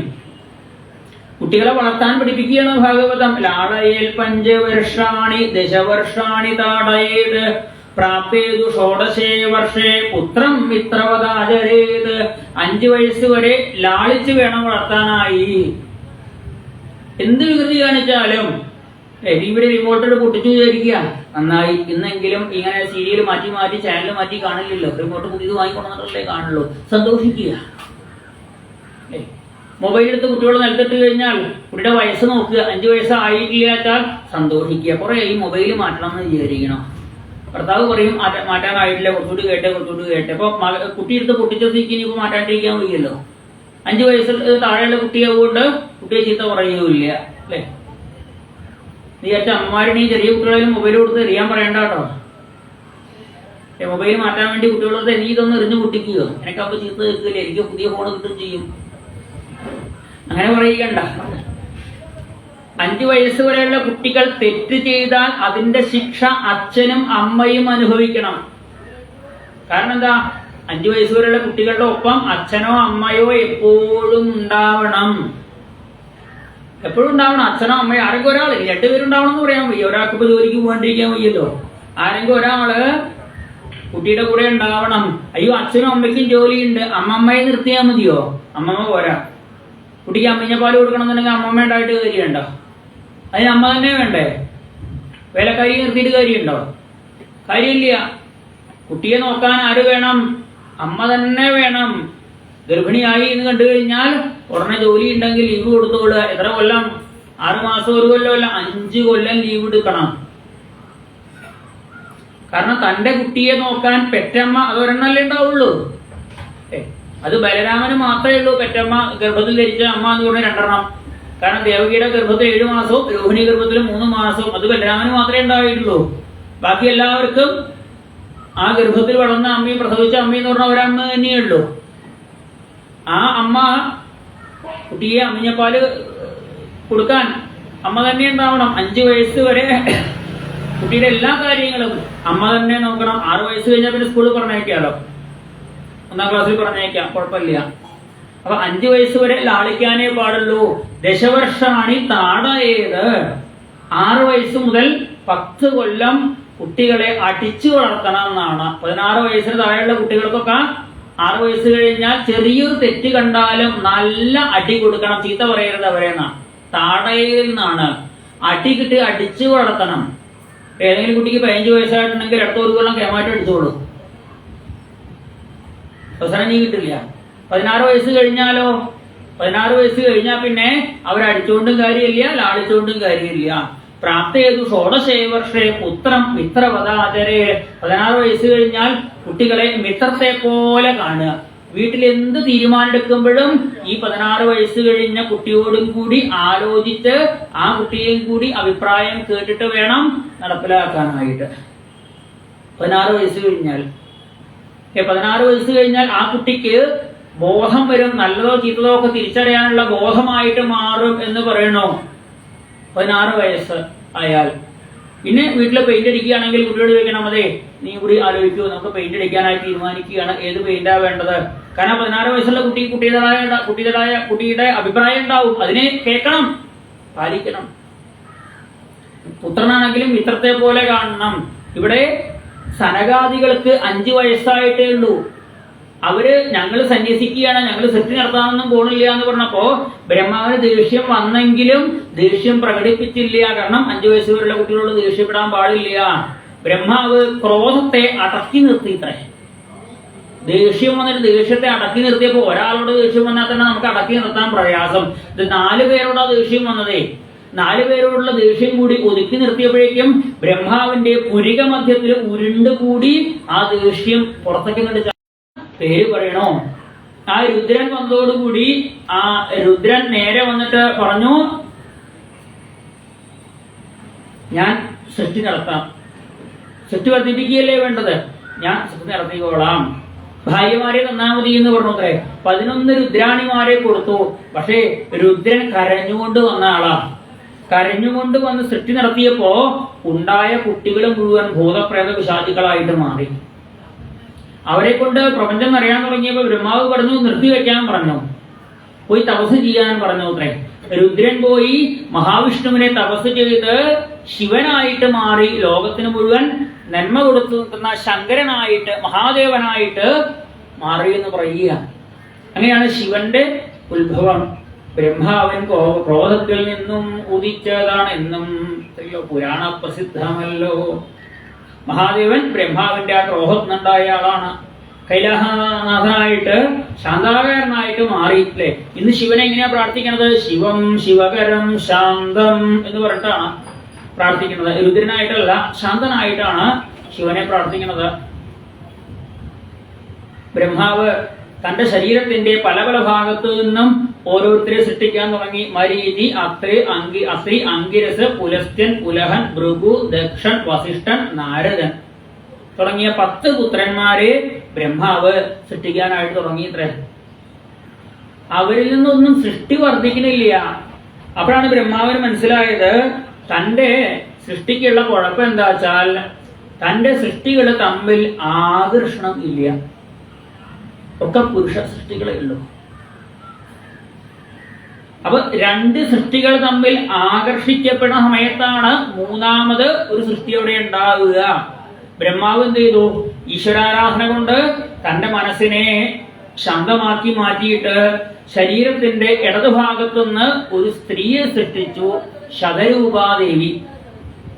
വലതുഭാഗത്തുനിന്ന് ഒരു പുരുഷനെ സൃഷ്ടിച്ചു, സ്വയംഭുവ മനു. ഇങ്ങനെ സ്വയംഭുവ മനു ശതരൂപ ദമ്പതിമാരുടെ സൃഷ്ടി. ആ സൃഷ്ടിയിലാണ് അവരോട് ഭൂമിയിൽ പോയി താമസിച്ചോളാൻ പറഞ്ഞു കൃഷ്ണ. മനുഷ്യ സൃഷ്ടി സ്വയംഭുവ മനുവിന്റെ വംശത്തിൽപ്പെട്ടത് കൊണ്ടാണ് നമ്മളെ മനുഷ്യര് എന്ന് വിളിക്കണത്. ശ്രീനാരായണ ഗുരുദേവൻ പറയും, മനുവിന്റെ ഗുണത്തിൽ പെട്ടത് കൊണ്ട് മാത്രം മനുഷ്യരാവില്ല. എന്താ? മനുഷ്യത്വം എന്ന ഗുണം കൂടി വേണം. പശുവിന് ഗോത്വം എന്ന ഒരു ഗുണം ഉണ്ട്. അതുകൊണ്ടാണ് ആ പശുവിനെ ഗോക്കള് എന്ന് പറയുന്നത്. ഗോത്വം എന്ന ഗുണം ഉള്ളത് കൊണ്ട്. ഒരു ഘടം, ഒരു കുടത്തിന് ഘടം എന്ന് പറയുന്ന സംസ്കൃതത്തില് ഘടത്വം എന്ന ഒരു ഗുണം ഉള്ളത് കൊണ്ടാണ് അതിന് ഘടം എന്ന് പറയുന്നത്. മനുഷ്യൻ എന്ന് പറയുന്നത് മനുഷ്യത്വം എന്ന ഒരു ഗുണം ഉള്ളത് കൊണ്ടാണ്. മനുഷ്യന്റെ ശരീരം മാത്രം ഉണ്ടായിട്ട് കാര്യമില്ല, മനുഷ്യന്റെ സ്വഭാവം വേണം. മനുഷ്യത്വം എന്ന ഗുണം ആ മനുവിന്റെ വംശത്തിൽ പിറന്നത് കൊണ്ടാണ് നമ്മൾ മനുഷ്യര് എന്ന് പറയുന്നത് എന്ന് പറയുന്നു. ആ മനുവിനോടും ഭാര്യയായിട്ടുള്ള ശതരൂപാദേവിയോടും ഭൂമിയിൽ പോയി താമസിച്ചോളാൻ പറഞ്ഞപ്പോ അവര് ചെന്നു നോക്കുമ്പോ പറഞ്ഞ സ്ഥലത്ത് ഭൂമിയെ കാണാനില്ല. വേഗം ബ്രഹ്മാവിന്റെ അടുത്ത് എന്ന് പറഞ്ഞു, ബ്രഹ്മദേവ, അച്ഛാ അവിടെ ഭൂമിയെ കാണാനില്ല എന്ന് പറഞ്ഞു. ബ്രഹ്മാവ് നോക്കുമ്പോൾ ഭൂമിയെ കാണാനില്ല. അപ്പൊ ബ്രഹ്മാവ് എന്ത് ചെയ്തു? ഭഗവാൻ പറഞ്ഞിട്ടുണ്ട് എന്ത് സഹായം വേണമെങ്കിലും എന്നെ വിളിച്ചോളൂ എന്ന്. ബ്രഹ്മാവ് വേഗം ഭഗവാനെ പ്രാർത്ഥിച്ചു. ഇത്യഭിധ്യായതോ നാസ വിവരാൽ സഹസാനഘ വരാഹലോകോ നിരകാത് അങ്കുഷ്ടപരിമാണക. ബ്രഹ്മാവിന്റെ മൂക്കിൽ നിന്നും ചെറിയൊരു പന്നിക്കുട്ടിയായിട്ട് ഭഗവാൻ അവതരിച്ചു എന്ന് പറയാം. വരാഹാവതാരം. ഇന്നലെ ഇവിടെ സപ്താഹവേദിയില് ഭഗവാനെ വരാഹമൂർത്തിയായിട്ടാണ് അലങ്കരിച്ച് ചന്ദനം ചാർത്തിയിട്ടുണ്ടായിരുന്നത്. നല്ല ഭംഗിയായിട്ട് അദ്ദേഹം ചാർത്തിയിട്ടുണ്ടായിരുന്നു വരാഹമൂർത്തിയായിട്ട്. ആ ഭൂമിദേവിയെ ഉയർത്തിക്കൊണ്ടുവരാനായിട്ടുള്ള വരാഹാവതാരം. ചെറിയൊരു പന്നിക്കുട്ടിയായിട്ടാണ് അവതാരം ഉണ്ടായത്. ബ്രഹ്മാണം ഹർഷയാമാസ. ബ്രഹ്മാവ് ചിരിച്ചു അത്രേ. കാരണം എന്താ? താൻ വിളിച്ചപ്പോഴേക്ക് തന്നെ ഭഗവാൻ വന്നുല്ലോ. പിന്നെ മൂക്കിൽ നിന്നും ചെറിയൊരു പന്നിക്കുട്ടിയായിട്ടാണ് വന്നത്. പുറത്തേക്ക് വന്നപ്പോഴേക്കും വലുതായി വലുതായി വലുതായി വന്നു അത്രേ. ആദിസൂകരമൂർത്തിയായിട്ട് വലുതായിട്ട് വന്നു ഭഗവാൻ. ആ വലുതായിട്ട് വന്നൂലേ. ഇവിടെ ശ്രീവരാഹത്ത് പോയി തൊഴുതിട്ടില്ലേ? വരാഹമൂർത്തി സ്ഥലത്ത് പോയി തൊഴുതവരുണ്ടോ ഇവിടെ? തിരുവനന്തപുരത്ത് ആ പടിഞ്ഞാറെ നടക്കുന്ന ലേശം ദൂരേ ഉള്ളൂ. പടിഞ്ഞാറെ കോട്ടയം കുറച്ച് ദൂരേ ഉള്ളൂ. ശ്രീവരാഹത്ത് വരാഹമൂർത്തിയുടെ ആ ഒരു ക്ഷേത്രം അല്ലെ. കുറച്ച് അമ്പലങ്ങളേ ഉള്ളൂ. പാലക്കാട് ജില്ലയിൽ ഒരു അമ്പലമുണ്ട്, പന്നിയൂര് എന്ന് പറഞ്ഞിട്ട്. പരശുരാമന്റെ ആ ഒരു പ്രതിഷ്ഠയാണ് അവിടെ. പരശുരാമനാണ് അവിടെ വരാഹമൂർത്തി പ്രതിഷ്ഠിച്ചത്. പന്നിയൂര് തിരുവനന്തപുരത്തുകാർക്ക് ഏറ്റവും അടുത്തുള്ള വരാഹമൂർത്തി ക്ഷേത്രം ശ്രീവരാഹം തന്നെയാണ് അല്ലെ. ശ്രീവരാഹം തന്നെയാണ് സ്ഥലത്തിന്റെ പേര്. പത്മനാഭക്ഷേത്രത്തിന് നടക്കാനുള്ള ദൂരേ ഉള്ളൂ. വീട്ടിലേക്ക് പോയി തൊഴേണ്ടതാണ് വരാഹമൂർത്തി. ജീവിതത്തിൽ ഏത് കാര്യത്തിനും ഉയർച്ചയുണ്ടാവാൻ വരാഹമൂർത്തിയെ പ്രാർത്ഥിച്ചാൽ മതി. പരീക്ഷയിൽ മാർക്ക് ഉയരാനും, രോഗികൾക്ക് ആരോഗ്യം ഉയരാനും, വീട് പണി നടക്കുന്നവർക്ക് ആ വീടിന്റെ പണി ഉയർന്നു വരാനും, ജോലിയിൽ പ്രമോഷൻ വേണ്ടവർക്ക് ജോലിയിൽ ഉയർച്ചയുണ്ടാവാനും, എന്ത് കാര്യത്തിൽ വേണമെങ്കിലും. ഇനി കുടുംബജീവിതത്തിൽ സമാധാനക്കുറവുണ്ടോ, ഭാര്യ ഭർത്താക്കന്മാർ തമ്മിൽ എന്തെങ്കിലും പിണക്കങ്ങൾ ഉണ്ടെങ്കിൽ ആ പിണക്കങ്ങളൊക്കെ മാറിയിട്ട് അവരുടെ സ്നേഹം ഉയർന്നു വരാനും വരാഹമൂർത്തിയെ പ്രാർത്ഥിച്ചാൽ മതി. നിങ്ങൾക്ക് വളരെ സൗകര്യമാണ്. മറ്റു ജില്ലക്കാർക്കൊക്കെ അടുത്ത് എല്ലാ ജില്ലയിലൊന്നും വരാഹമൂർത്തിയുടെ അമ്പലങ്ങളില്ല. ആ വരാഹമൂർത്തി ആ വെള്ളത്തിന്റെ അടിയിലേക്ക് ഊളിയിട്ട് പോയി മുങ്ങി താഴെ പോയിട്ട് രസാതലം എന്ന ലോകം ഉണ്ടായിരുന്നു താഴെ. ആ രസാതലത്തിൽ പോയി ഭൂമിയെ തേറ്റയുടെ മുകളിൽ ഉയർത്തിക്കൊണ്ടുവന്ന് വെള്ളത്തിന്റെ മുകളില് അവിടെ വെച്ചു. ഭൂമി ഇന്നിരിക്കുന്ന സ്ഥാനത്ത് അവിടെ വെച്ചപ്പോ ഭൂമി താന്നു പോവുക. വെള്ളത്തിന്റെ മുകളിൽ നിൽക്കുന്നില്ല. ഭഗവാൻ എന്ത് ചെയ്തു? ഭഗവാൻ അനയ ആധാരശക്തിയ. ഭഗവാൻ ആധാരം എന്നൊരു ശക്തി ഭൂമിയുടെ മുകളിൽ പ്രയോഗിച്ചിട്ട് ഭൂമിയെ വെള്ളത്തിന്റെ മുകളിൽ അവിടെ നിർത്തിയിരിക്കുന്നതാണ്. ഇന്നും ഭൂമിയുടെ പ്രമാണം എന്താ? ആധാരമല്ലേ പ്രമാണം. അപ്പുറത്ത് ഭൂമി ആരുടെയാ? അത് ഇന്നാളുടെ പേരില്ല. എന്താ തെളിവ്? ആധാരം അയാളുടെ പേരിലാണോ? ആരുടെ പേരിലാണോ ആധാരം ആ ആൾക്കാണ് ആ ഭൂമിയിൽ താമസിക്കാനോ കൃഷി ചെയ്യാനോ ഒക്കെയുള്ള അല്ലെങ്കിൽ വിൽക്കാനോ ഒക്കെയുള്ള അധികാരമുള്ളത്. ആരാണ് ഈ ഒരു ആധാരം എന്നുള്ള ഒരു പ്രമാണം കൊണ്ടുവന്നത്? വരാഹാവതാര സമയത്ത് വെള്ളത്തിന്റെ മുകളിലേക്ക് ഉയർത്തിക്കൊണ്ടുവന്ന വരാഹമൂർത്തി ആ ഭൂമി വെള്ളത്തിലേക്ക് താന്നു പോകാണ്ടിരിക്കാൻ ആ ഭൂമിയിൽ പ്രയോഗിച്ച ശക്തിയാണ് ആധാരശക്തി. അപ്പൊ നമ്മൾ ഈ കസേരയുടെ മുകളിൽ ഇങ്ങനെ ഇരിക്കണമെന്ന് പറഞ്ഞാൽ ആ കസേര എന്നൊരു ആധാരം നിലത്ത് നല്ല ഉറപ്പുള്ള ടൈൽസ് ആവുകൊണ്ടല്ലേ. അതിന് വേറെ ഇവിടെ ഇളകി കിടക്കുന്ന മണ്ണാണോന്നുണ്ടെങ്കിൽ കസേര ഇതുപോലെ അടങ്ങിയിരിക്കും ഇവിടെ അല്ലെ. ഒരു ഭാഗം ചെരിഞ്ഞിട്ടും ഒരു ഭാഗം ഉയർന്നിട്ടുമാണോ താഴ്ന്നിട്ടുമാണോ അങ്ങനെ കസേര നേരെ ഇരിക്കാൻ പറ്റുമോ? ഇല്ല. അപ്പൊ താഴെയുള്ള ഒരു ആധാരം ഉറച്ചതാവുകൊണ്ട് ഉറച്ച നിലമാവുക കാരണം അവിടെ നമുക്ക് കസേരയിട്ടിരിക്കാൻ പറ്റുന്നുണ്ട്, അല്ലെങ്കിൽ പലകയിട്ടിരിക്കാൻ പറ്റുന്നുണ്ട്, ചവിട്ടി നടക്കാൻ പറ്റുന്നുണ്ട്. എന്നാൽ മഴ പെയ്തിട്ട് ആകെ വെള്ളവും മണ്ണും ഒക്കെ ആയിട്ടുള്ള സ്ഥലമാണെന്നുണ്ടെങ്കിൽ അതിലൊന്നും നടക്കാൻ പറ്റില്ല, കാലിലാകെ അഴുക്ക് വന്നിട്ട്. അപ്പൊ അവിടെ ആധാരമൊന്നുമില്ല, നല്ല വൃത്തിയുള്ള സ്ഥലം. ഭൂമി ആരുടെ കയ്യിലാ? ആരുടെ പേരിലാ? ഭഗവാന്റെ പേരിലാണ് ഭൂമിയുടെ മുഴുവൻ ആധാരമുള്ളത്. നമ്മുടെ ആധാരത്തിൽ എത്രയുണ്ട്? ഒന്നുകിൽ 5 സെന്റ് ഉണ്ടാവും, അല്ലെങ്കിൽ 10 സെന്റ് ഉണ്ടാവും, അല്ലെങ്കിൽ 1 ഏക്കറ ഉണ്ടാവും, 2 ഏക്കറ ഉണ്ടാവും, അല്ലെങ്കിൽ 100 ഏക്കറ ഉണ്ടാവും. അത്രയൊക്കെ നമ്മുടെ പേരിലുള്ളൂ. ഈ ഭൂമിയുടെ പേരിൽ ആരെങ്കിലും കലഹിക്കുന്നുണ്ടെങ്കിൽ അപ്പുറത്ത് ഏട്ടന്റെ സ്ഥലമാണ്, ഏട്ടനോട് കുറച്ച് വേലി അധികം പിടിച്ച് കെട്ടിയിട്ടുണ്ട്, അത് ഇപ്പുറത്തെ അയൽക്കാരൻ എന്റെ സ്ഥലം കൂടി കുറച്ച് കയ്യേറിയിട്ടുണ്ട് എന്നൊക്കെ പറഞ്ഞ് ആരെങ്കിലും കലഹിച്ചുകൊണ്ടിരിക്കുന്നുണ്ടെങ്കിൽ വേഗം പോയി അവരെ പോയിട്ട് കണ്ടോളൂ. ആരുമായിട്ടാണ് നമുക്ക് ഭൂമിയുമായിട്ടുള്ള തർക്കം വെച്ചാൽ അവരെ ചെന്ന് കണ്ടിട്ട് പറയുക, നമ്മൾ ഈ ഭൂമിയുടെ പേരിൽ തർക്കിക്കേണ്ട കാര്യമില്ല കേട്ടോ. നമ്മുടെ കയ്യിലുള്ള ഈ ഒരു ആധാരത്തിനൊന്നും ഒരു വിലയില്ല. ഭൂമി മുഴുവൻ ഭഗവാന്റെ ആധാരത്തിലാണുള്ളത്. വരാഹാവതാര കഥകൾ കേട്ടുകഴിഞ്ഞാൽ ഭൂമി സംബന്ധമായ തർക്കങ്ങളൊക്കെ തീരുമെന്നാണ്. എങ്ങനെയാ തീരുക? ഇത് കേട്ടുപോയതുകൊണ്ട് തീരില്ല. നമ്മൾ മനസ്സിലാക്കുക. അപ്പുറത്ത് എന്തിന്റെ പേരില്ലാതെ ഒരു അടി സ്ഥലം അപ്പുറത്തേക്ക് അയാള് മതില് കെട്ടിയപ്പോ ലേശം എന്റെ സ്ഥലത്തേക്ക് ഇങ്ങോട്ട് കയറ്റിയിട്ടാ മതില് കെട്ടിയത്.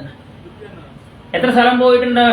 ആ നീളത്തിൽ നോക്കുന്ന സമയത്ത് ഏതാണ്ട് 1/2 സെന്റ് സ്ഥലം എന്റെ സ്ഥലത്തേക്ക് കയറ്റിയിട്ട് മതില് കെട്ടിയിരിക്കുക. ആ 1/2 സെന്റ് സ്ഥലത്തിന് വേണ്ടിയിട്ട് കേസ് കൊടുത്തിട്ട് വക്കീലിന് അനവധി തവണ കോടതി പോകാൻ വേണ്ടി ഫീസ് കൊടുത്തു. അവസാനം 5 സെന്റ് സ്ഥലത്തിന്റെ സ്ഥലം വക്കീലിന് ഫീസ് കൊടുത്തു. ഇവിടെ കിട്ടാനുള്ള എത്ര? 1/2 സെന്റ് സ്ഥലം. നമ്മൾ ചെയ്തത് ശരിയാണോ തെറ്റാണോ? 1/2 സെന്റ് സ്ഥലം കിട്ടാൻ വേണ്ടി 5 സെന്റ് സ്ഥലത്തിന്റെ സ്ഥലം വക്കീലിന് ഫീസ് കൊടുത്തു. മറ്റേ കോടതിയിലും മറ്റു കാര്യങ്ങളിലും ഒക്കെ കേസ് കൊടുത്തു. അവസാനം നമ്മൾ ജയിച്ചു എന്ന് വിചാരിക്കുക. എന്നാലും ഇതിന് ചെലവാക്കിയത് കാശ് പോവല്ലേ ഉണ്ടായത്. 1/2 സെന്റ് സ്ഥലത്തിന് വേണ്ടിയിട്ട് അല്ലേ? ചില സ്ഥലങ്ങളിലുണ്ട്, ഈ ഭാഗത്തേക്ക് ഉണ്ടോന്ന് ശരിയല്ലേ, പണ്ടത്തെ സ്ഥലങ്ങൾ പല ആളുകളും കയ്യേറിയിട്ട് അതിന്റെ പേരിൽ കേസ് നടത്തിയിട്ട് തറവാട് വിറ്റ് കേസ് നടത്തിയവര്. ആ കേസ് നടത്തിയിട്ടില്ല എന്നുണ്ടെങ്കിൽ ഇരിക്കാൻ തറവാടെങ്കിലും ഉണ്ടായിരുന്നു. ഇത് വക്കീലിന് ഫീസ് കൊടുക്കാനും കോടതി മറ്റു ചെലവുകൾക്കൊക്കെ ആയിട്ട് ഇരിക്കുന്ന വീട് പണയം വെച്ചിട്ട് കേസ് നടത്തിയതിന് അപ്പുറത്ത് സ്ഥലം കിട്ടാൻ വേണ്ടിയിട്ട്. വീട് പണയത്തിലാവുകയും ചെയ്തു, അത് ബാങ്കുകാർ ജപ്തി ചെയ്യുകയും ചെയ്തു. ഈ കേസ് നടത്തിയാൽ മരിച്ചു പോവുകയും ചെയ്തു. അവസാനം ഇവരുടെ കുട്ടികൾക്ക് ആ കേസിലുള്ള സ്ഥലവും കിട്ടിയില്ല, താമസിക്കുന്ന വീടും ഉണ്ടാവില്ല. എന്തിനാ ചോദിക്കുക? പരിശ്രമിച്ച് നോക്കുക, കിട്ടുന്നുണ്ടെങ്കിൽ. ഇല്ല എന്നുണ്ടെങ്കിൽ പിന്നെ പോട്ടെ എന്ന് വിചാരിക്കുക. ഉള്ളത് ഇപ്പൊ 1/2 സെന്റ് സ്ഥലത്തിന് വേണ്ടിയിട്ട് 5 സെന്റ് സ്ഥലത്തിന്റെ കാശ് കളയേണ്ട കാര്യമുണ്ടോ? 1/2 സെന്റ് പോട്ടെ എന്ന് വിചാരിച്ചാൽ പോരെ. എന്തായാലും ആ 1/2 സെന്റ് അവര് കൊണ്ടുപോയി എടുത്തു കൊണ്ടുപോകാനൊന്നും പോണില്ല അല്ലെ? ആ ഒരു 1/2 സെന്റ് സ്ഥലത്ത് റബ്ബർ വെച്ചിട്ട് അവര് വലിയ സമ്പന്നന്മാരായിട്ട് മാറുമോ? ഒന്നുമില്ല. പറഞ്ഞു നോക്കുക. ഇല്ല എന്നുണ്ടെങ്കിൽ അവർക്ക് ഒരിക്കലും അതുകൊണ്ട് ഗുണം ഉണ്ടാവില്ല അല്ലെ? അനധികൃതമായിട്ട് എടുത്ത ഒന്നുകൊണ്ടും ഗുണമുണ്ടാവില്ല. അവർക്ക് അതിന്റെ ദോഷം അവരനുഭവിക്കും. നമ്മളും കൂടി വെറുതെ അതിന്റെ പിന്നാലെ പോയിട്ടുള്ളത് കളയേണ്ട കാര്യമുണ്ടോ? തർക്കം ആരുമായിട്ടും ഇല്ലാണ്ടിരിക്കുക, കലഹിക്കാണ്ടിരിക്കുക. കാരണം ഈ ഭൂമി ആർക്കും എടുത്തുകൊണ്ടുപോകാൻ പറ്റില്ല.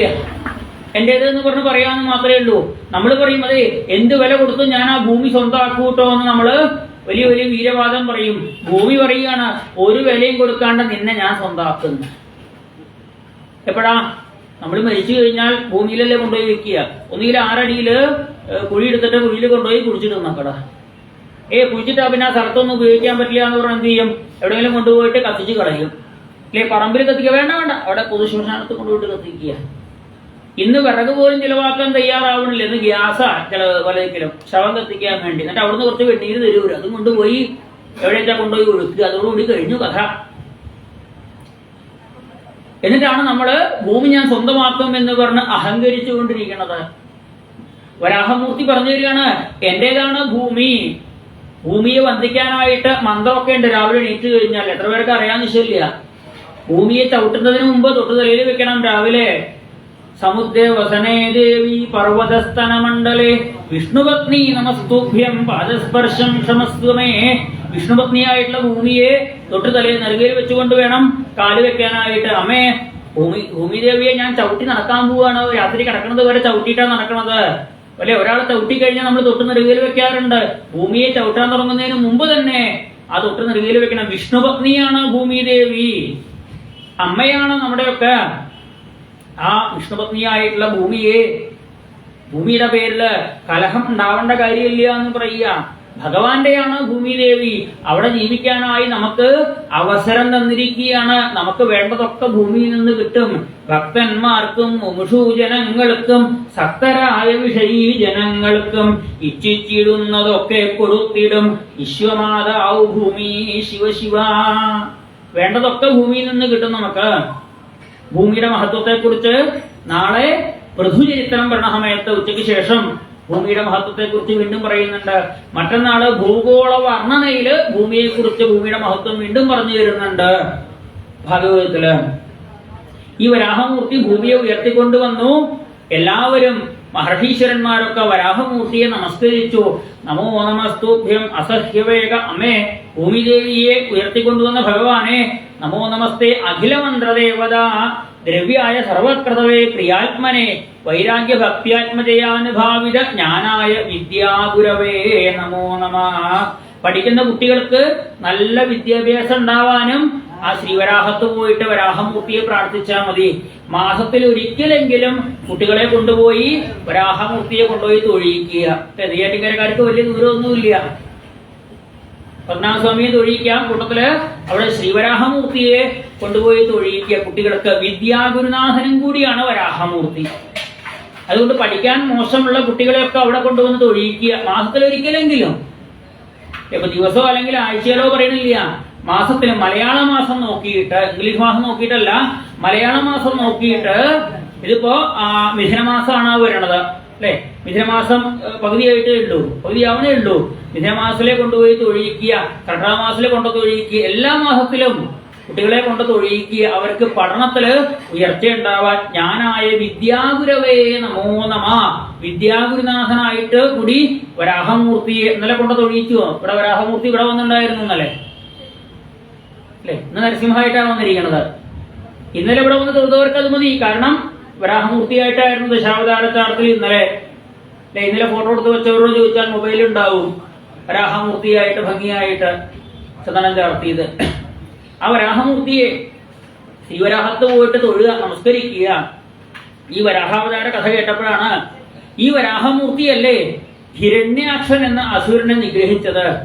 ആ കഥയൊന്ന് കേൾക്കണം എന്ന് പറയുമ്പോ പറയണു, കശ്യപൻ എന്നു പേരുള്ള ഒരു പ്രജാപതി, അദ്ദേഹത്തിന് 13 ഭാര്യമാര്. അതിൽ ഒന്നാമത്തെ ഭാര്യയാണ് അതിഥി. ആ അതിഥിക്ക് 12 കുട്ടികൾ.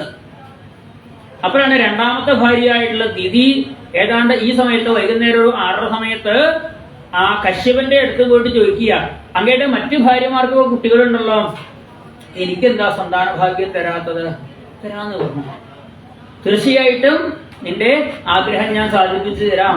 ഒരു ഭാര്യ ഒരാഗ്രഹം പറഞ്ഞു കഴിഞ്ഞാൽ ഭർത്താവ് അത് സാധിപ്പിച്ചു കൊടുത്തോളണം.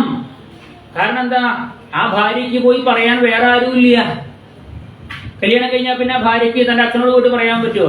അച്ഛാ എനിക്ക് ഒരു മോഹമുണ്ട്, അത് എനിക്ക് അവിടെ ഒരാളില്ലേ കല്യാണം കഴിച്ച് പറഞ്ഞത്, അയാളുടെ പോയിട്ട് പറയൂ അല്ലെ? ഒരു സ്ത്രീക്ക് 3 പ്രായത്തിലും 3 പേരാണ് ഒരു സ്ത്രീയുടെ ആഗ്രഹങ്ങൾ സാധിപ്പിച്ചു കൊടുക്കേണ്ടത്. പിതാ രക്ഷതി കൗമാരേ, ഭർത്തോ രക്ഷതി യൗവനെ, പുത്രോ രക്ഷതി വാർദ്ധക്യേ, ന സ്ത്രീ സ്വാതന്ത്ര്യമർഹതി. സ്ത്രീകൾ സ്വന്തമായിട്ട് പണിയെടുത്ത് പണം സമ്പാദിച്ച് ജീവിക്കേണ്ട കാര്യമില്ല. എനിക്ക് സ്വന്തമായിട്ട് പണം ഉണ്ടാക്കണം, ഓ ആയിക്കോട്ടെ പണിക്ക് പൊക്കോളൂ, വിരോധമൊന്നുമില്ല. വിരോധം പറഞ്ഞിട്ടില്ല, നിർബന്ധമില്ല അല്ലെ? സ്ത്രീകളെ കൊണ്ട് നിർബന്ധിച്ച് പണിയെടുത്ത് കാശ് കൊണ്ടുവരൂ എന്ന് പറയാൻ പറ്റില്ല. 3 പുരുഷന്മാരുണ്ട് ഓരോ സ്ത്രീയെയും സംരക്ഷിക്കാൻ. പിതാരക്ഷതി കൗമാരേ, പെൺകുട്ടികൾക്ക് സ്ത്രീകൾക്ക് ഒരു ബുദ്ധിമുട്ടും വരാൻ പാടില്ല ഭൂമിയിൽ. അതിനു വേണ്ട പ്ലാൻ ചെയ്തിട്ടുണ്ട്.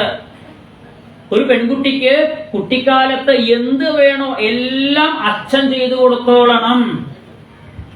അതുപോലെ കുറച്ചു കഴിഞ്ഞാൽ അച്ഛന് വയസ്സാവും. അച്ഛന് വയസ്സാവുമ്പോ അച്ഛൻ എന്ത് ചെയ്യും? ഒരു യുവാവിനെ കണ്ടെത്തിയിട്ട്, അതെ ഇനി എന്റെ മോൾക്ക് വേണ്ടതൊക്കെ നിങ്ങൾ ചെയ്തു കൊടുക്കണം എന്ന് പറഞ്ഞ് ആ അച്ഛൻ തന്റെ മകളെ ഒരു പുരുഷനെ ഏൽപ്പിക്കും. അതാണ് ഭർത്താവ്. ഭർത്തോ രക്ഷതി യൗവനെ. യൗവനത്തില് ഒരു പെൺകുട്ടിക്ക് അല്ലെ, യൗവനാകുമ്പോഴേക്കും പെൺകുട്ടി എന്നുള്ള പ്രായം വിട്ടു സ്ത്രീ ആയിട്ട് മാറി അല്ലെ? യൗവനാകുമ്പോഴേക്കും പിന്നെ പെൺകുട്ടി എന്ന് പറയാൻ പറ്റില്ല, സ്ത്രീ ആയിട്ട് മാറി. ഒരു സ്ത്രീക്ക് യൗവനപ്രായത്തിൽ എന്ത് വേണമെന്നുണ്ടെങ്കിലും ആര് ചെയ്തു കൊടുക്കണം? ഭർത്താവ് ചെയ്തു കൊടുക്കണം അല്ലേ? ചില സ്ത്രീകൾ ചെന്നിട്ട് ഭർത്താവിനോട് പറയുമ്പോഴേ എനിക്ക് എന്ന കാര്യങ്ങളൊക്കെ വേണം. അല്ല, നീ ഇങ്ങനെ എന്നോട് ഓരോന്നോരോന്നായിട്ട് വന്ന് പറഞ്ഞു കഴിഞ്ഞാൽ ഞാൻ ഇപ്പൊ എന്താ ചെയ്യാ? പിന്നെ നിങ്ങളോടല്ലാണ്ട് അയൽവക്കത്താളോട് കൂടി പറയാൻ പറ്റുമോ? ഓരോ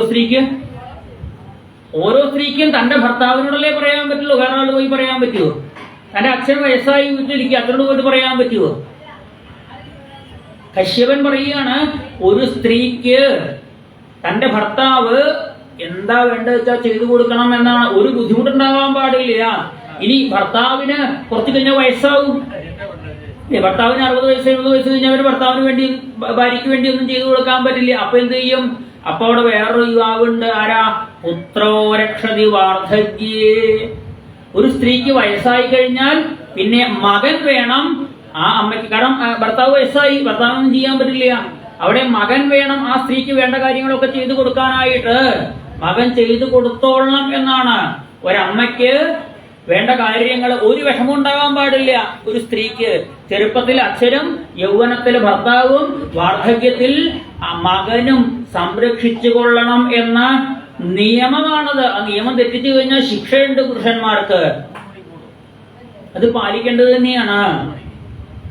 ഈ ശ്ലോകത്തെയാണ് നിരീശ്വരവാദികള് സ്ത്രീകൾക്ക് സ്വാതന്ത്ര്യം കൊടുക്കണില്ല എന്നാണ് ഹിന്ദുമതത്തിൽ പറഞ്ഞിരിക്കുന്നത് എന്ന് പറഞ്ഞുകൊണ്ട് വികലമാക്കിയിട്ട് വ്യാഖ്യാനിക്കുന്നത്. പിന്നെ സ്ത്രീ സ്വാതന്ത്ര്യം അർഹതി, സ്ത്രീകൾ സ്വാതന്ത്ര്യം അർഹിക്കണില്ല. ഇല്ല, സ്ത്രീകൾക്ക് സ്വാതന്ത്ര്യമില്ല.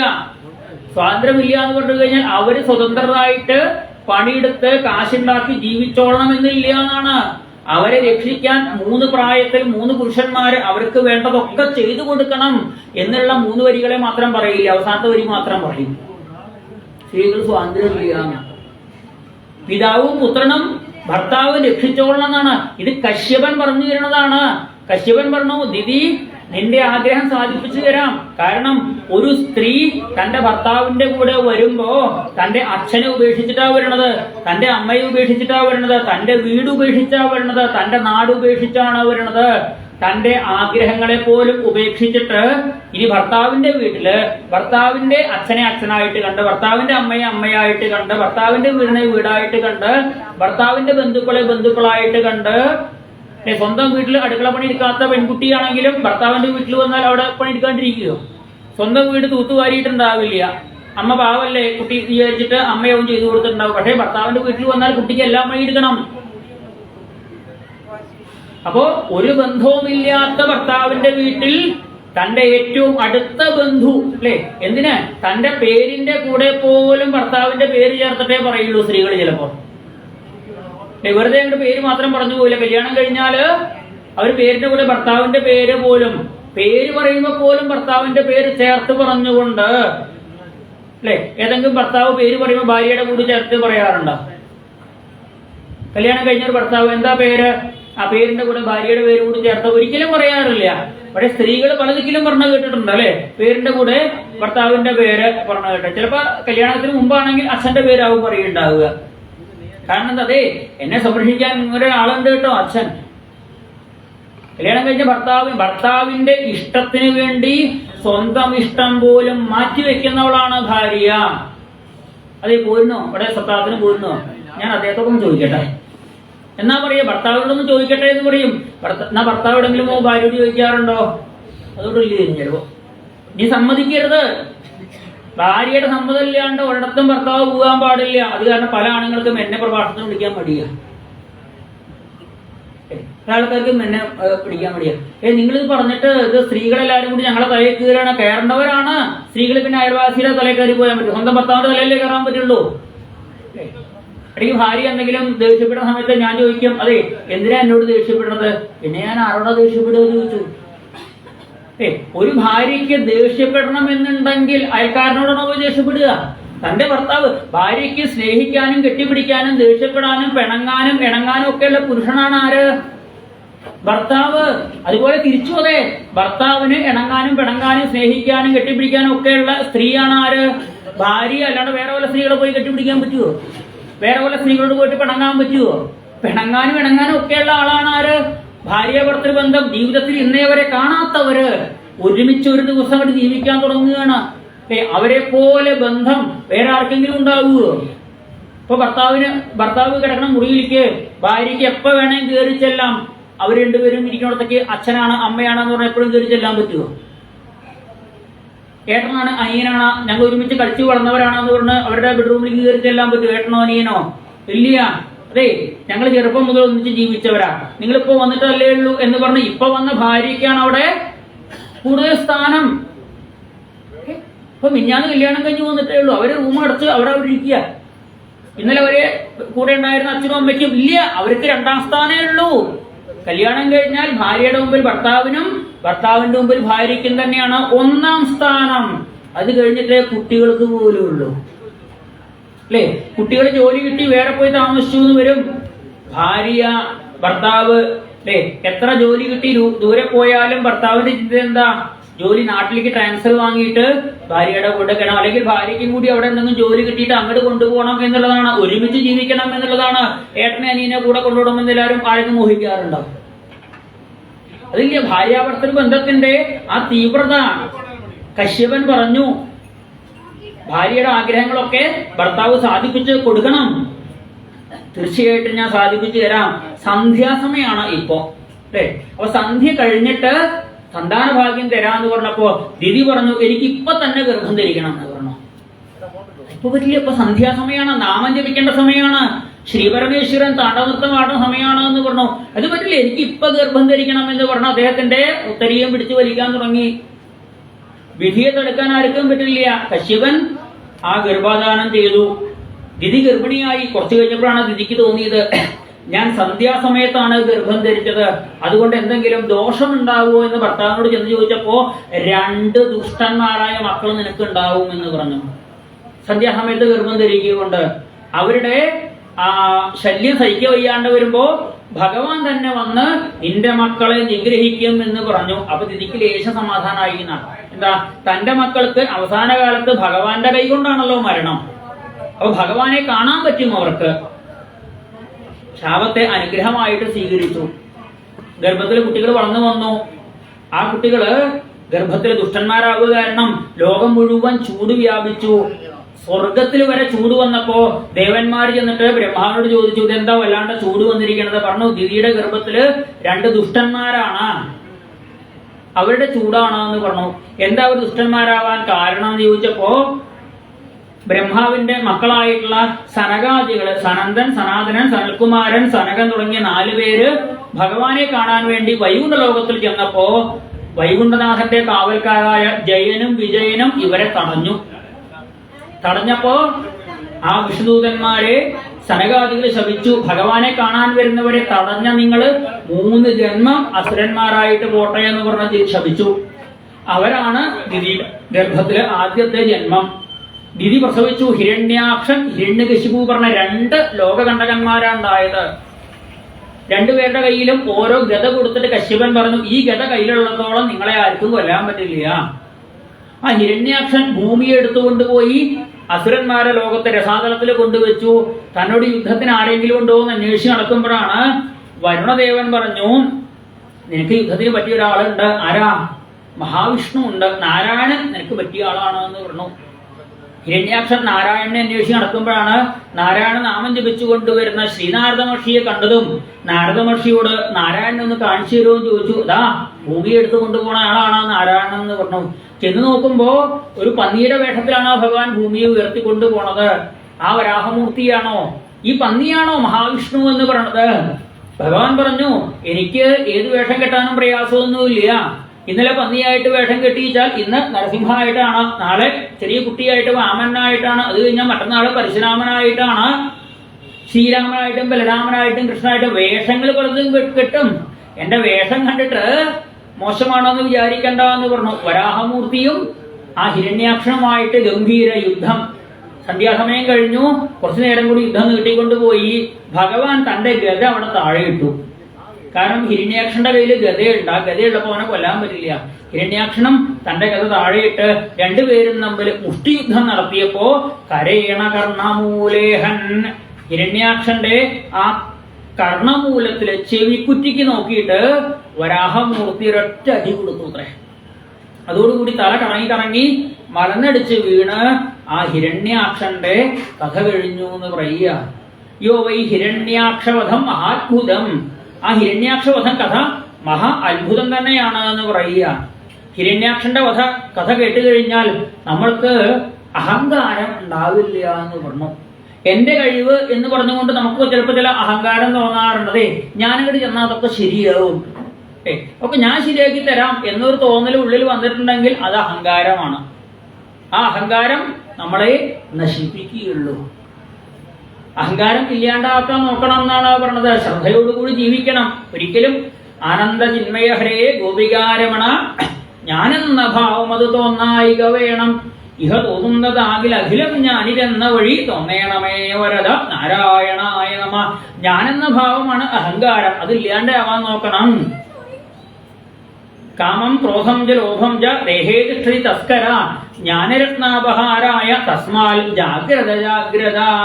കാമം ക്രോധം ലോഭം തുടങ്ങിയ 3 ദോഷങ്ങള് കള്ളന്മാരാണ് നമ്മുടെ ഉള്ളിലുണ്ട്. കാമവും ക്രോധവും ലോഭവും ഈ കള്ളന്മാര് എന്തിനാണ് അപഹരിക്കുക? ജ്ഞാനരത്നാപഹാരായ നമ്മുടെ കഴിവിനെ അപഹരിക്കും. അഹങ്കാരം വന്നു കഴിഞ്ഞാൽ അവനവന്റെ കഴിവ് പോലും നമുക്ക് പ്രയോഗിക്കാൻ പറ്റില്ല എന്ന് പറയുക. അതുകൊണ്ട് അഹങ്കാരം ഇല്ലാണ്ടാവാൻ, ജ്ഞാനസ്വഭാവം ഇല്ലാണ്ടാവാൻ, മനസ്സിന് നല്ല ശക്തി ഉണ്ടാവാൻ ഹിരണ്യാക്ഷവധം കഥ കേട്ടാ മതി എന്ന് പറഞ്ഞു. അതിനുശേഷം ബ്രഹ്മാവ് സൃഷ്ടി നടത്തിക്കൊണ്ടിരിക്കുക. രാത്രിയെ സൃഷ്ടിച്ചു, പകലിനെ സൃഷ്ടിച്ചു. രാത്രിയിലെ പ്രകാശം കൊടുക്കാനായിട്ടാണ് മിന്നാമിനുങ്ങളെ സൃഷ്ടിച്ചത്. സ്വന്തം ശരീരത്തിൽ നിന്നും പ്രകാശം കൊടുക്കാൻ പറ്റുന്ന ഒരേ ഒരു ജീവിയാണ് മിന്നാമിനുങ്ങ്. ഇന്നൊന്നും അധികം കാണാനില്ലേ അതിനെ. മുമ്പൊക്കെ കാണാമായിരുന്നു, വാഴയുടെ ഇലയുടെ അടിയിലൊക്കെ ഉണ്ടാവും. രാത്രിയിലൊക്കെ ഇങ്ങനെ നല്ല പച്ച വെളിച്ചം, നല്ല ഭംഗിയായിട്ട് കാണാൻ ഭംഗിയായിരുന്നു. ഇന്നിപ്പോ ഈ ചെടികളിലൊക്കെ വിഷമടിക്കുക കാരണം അതിലേക്ക് വംശനാശം വന്നത് കാണാറുണ്ടോ? ഇവിടെ മിന്നാമിനെ കാണാറുണ്ടോ? കുറവാവും അല്ലേ? പഴയ പോലെ നമ്മുടെ കുട്ടിക്കാലത്തെ പോലെ ഒന്നും ഇപ്പോ കാണാനില്ല. പേരേതെങ്കിലും ജീവിക്ക് സ്വന്തം ശരീരത്തിന് വെളിച്ചം കൊടുക്കാൻ പറ്റുമോ? ഒരേ ഒരു ജീവിക്കേ ഉള്ളൂ, ഉദ്യോതങ്ങൾ എന്ന് പറയും, മിനാമിനിങ്ങള്. പിന്നെ സന്ധ്യയ്ക്ക് 2 സന്ധ്യയ്ക്കും ഈശ്വരാരാധന വേണം എന്ന് ബ്രഹ്മാവ് നിയമം കൊണ്ടുവന്നു. രാവും പകലും ചേരുന്ന സമയമാണ് പ്രഭാത സന്ധ്യ, സായം സന്ധ്യ. ഇരുട്ടിൽ നിന്ന് വെളിച്ചത്തിലേക്ക് വരുന്ന രാവിലത്തെ സമയം. ഇപ്പോ സായം സന്ധ്യയാണ്, വെളിച്ചത്തിൽ നിന്നും ഇരുട്ടിലേക്ക് പോവുകയാണ്. ആ 2 സന്ധ്യയ്ക്കും ഈശ്വരാരാധനകള് മാത്രമേ ചെയ്യാൻ പാടുള്ളൂ എന്നുള്ള നിയമങ്ങൾ കൊണ്ടുവന്നു. മനുഷ്യ സൃഷ്ടിയെ കുറിച്ച് വിശദമായിട്ട് കേൾക്കണം എന്ന് പറയുമ്പോഴാണ് സ്വയംഭുവ മനു ശതരൂപ ദമ്പതിമാര് വരാഹമൂർത്തി ഉയർത്തിക്കൊണ്ടുവന്ന ഭൂമിയിൽ താമസം തുടങ്ങി. ആ ഭൂമിയിൽ അവർക്ക് 5 കുട്ടികൾ ഉണ്ടായി എന്ന് പറയുക. ആകൂതി, ദേവഹൂതി, പ്രസൂതി, പ്രിയവ്രതൻ, ഉത്താനപാതൻ. 3 പെൺകുട്ടികളും 2 ആൺകുട്ടികളും ഉണ്ടായി. അതിൽ ദേവഹൂതിയെ കർദമ എന്ന പ്രജാപതി കല്യാണം കഴിച്ചു എന്ന് പറഞ്ഞുകൊണ്ടാണ് ഇന്ന് പാരായണം നിർത്തിയത്. ആ കർദമ ദേവഹൂതി ദമ്പതിമാരുടെ ജീവിതം, ദാമ്പത്യ ജീവിതം, എങ്ങനെ ഒരു ഭാര്യാഭർത്താക്കന്മാര് സുഖമായിട്ട് ജീവിക്കണം എന്ന് കാണിച്ചു തരികയാണ് നാളെ രാവിലത്തെ ആദ്യത്തെ പ്രഭാഷണം മുതൽ. കല്യാണം കഴിഞ്ഞാൽ മധുവിധു യാത്രയൊക്കെ വേണം എന്ന് കാണിച്ചു തരണോ? ഈശ്വര ആരാധനയൊക്കെ വേണം. എങ്ങനെയൊക്കെ ജീവിച്ചാൽ സുഖാവുമെന്ന് നാളെ കർദമ ദേവഭൂതി ദമ്പതിമാരുടെ ജീവിതം, അവർക്ക് ഭഗവാൻ കപിലവാസുദേവനായിട്ട് അവതരിക്കുന്ന കപിലാവതാരം മുതൽക്ക് ഭദ്രകാളി പ്രാദുർഭാവം വരെ നാളെ പാരായണം ചെയ്ത് കഥ അനുസ്മരിക്കേണ്ടതാണ്. കപിലാവതാരം കപിലോപദേശം, നരനാരായണാവതാരം ദക്ഷയാഗം, ധ്രുവചരിത്രം പൃഥുചരിത്രം, പുരഞ്ജനോപാഖ്യാനം, പ്രിയവ്രതന്റെ കഥ, അഗ്നിധരന്റെ കഥ, നാവി മഹാരാജാവിന്റെ കഥ, ഭഗവാന്റെ ഋഷഭാവതാരം, ഈ ദേശത്തിന് ഭാരതം എന്ന് പേര് വരാൻ കാരണക്കാരനായിട്ടുള്ള ഭരതന്റെ ചരിത്രം, ആ ഭരതന്റെ ബ്രാഹ്മണനായിട്ടുള്ള ജന്മത്തിൽ ഭദ്രകാളി പ്രത്യക്ഷപ്പെടുന്നത് വരെ നാളെ പറയുന്ന കഥകളാണ്. നാളെ ഞായറാഴ്ചയും കൂടിയാണ്. കൂടുതൽ ആളുകളെ, നമ്മൾക്ക് പരിചയമുള്ളവരെ കുട്ടികളോട് കൂടി വന്ന് ഭാഗവതം കേൾക്കാനും നാളെ രാവിലെ നടക്കുന്ന ഭഗവാന്റെ പാലഭിഷേകത്തിന് രാവിലെ 5:45 തന്നെ എത്തിച്ചേരാനും ആ പാലഭിഷേക കുട്ടികളെ കൊണ്ടുവന്ന് ഒഴിയിക്കുക.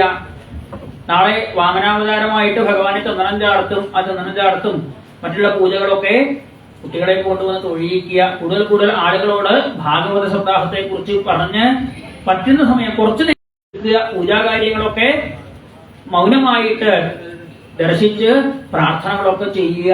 ഇന്നത്തെ യജ്ഞം ഭഗവാന്റെ പാദത്തിൽ സമർപ്പിച്ച് നമുക്ക് ഇപ്പോൾ നമസ്കരിക്കാം.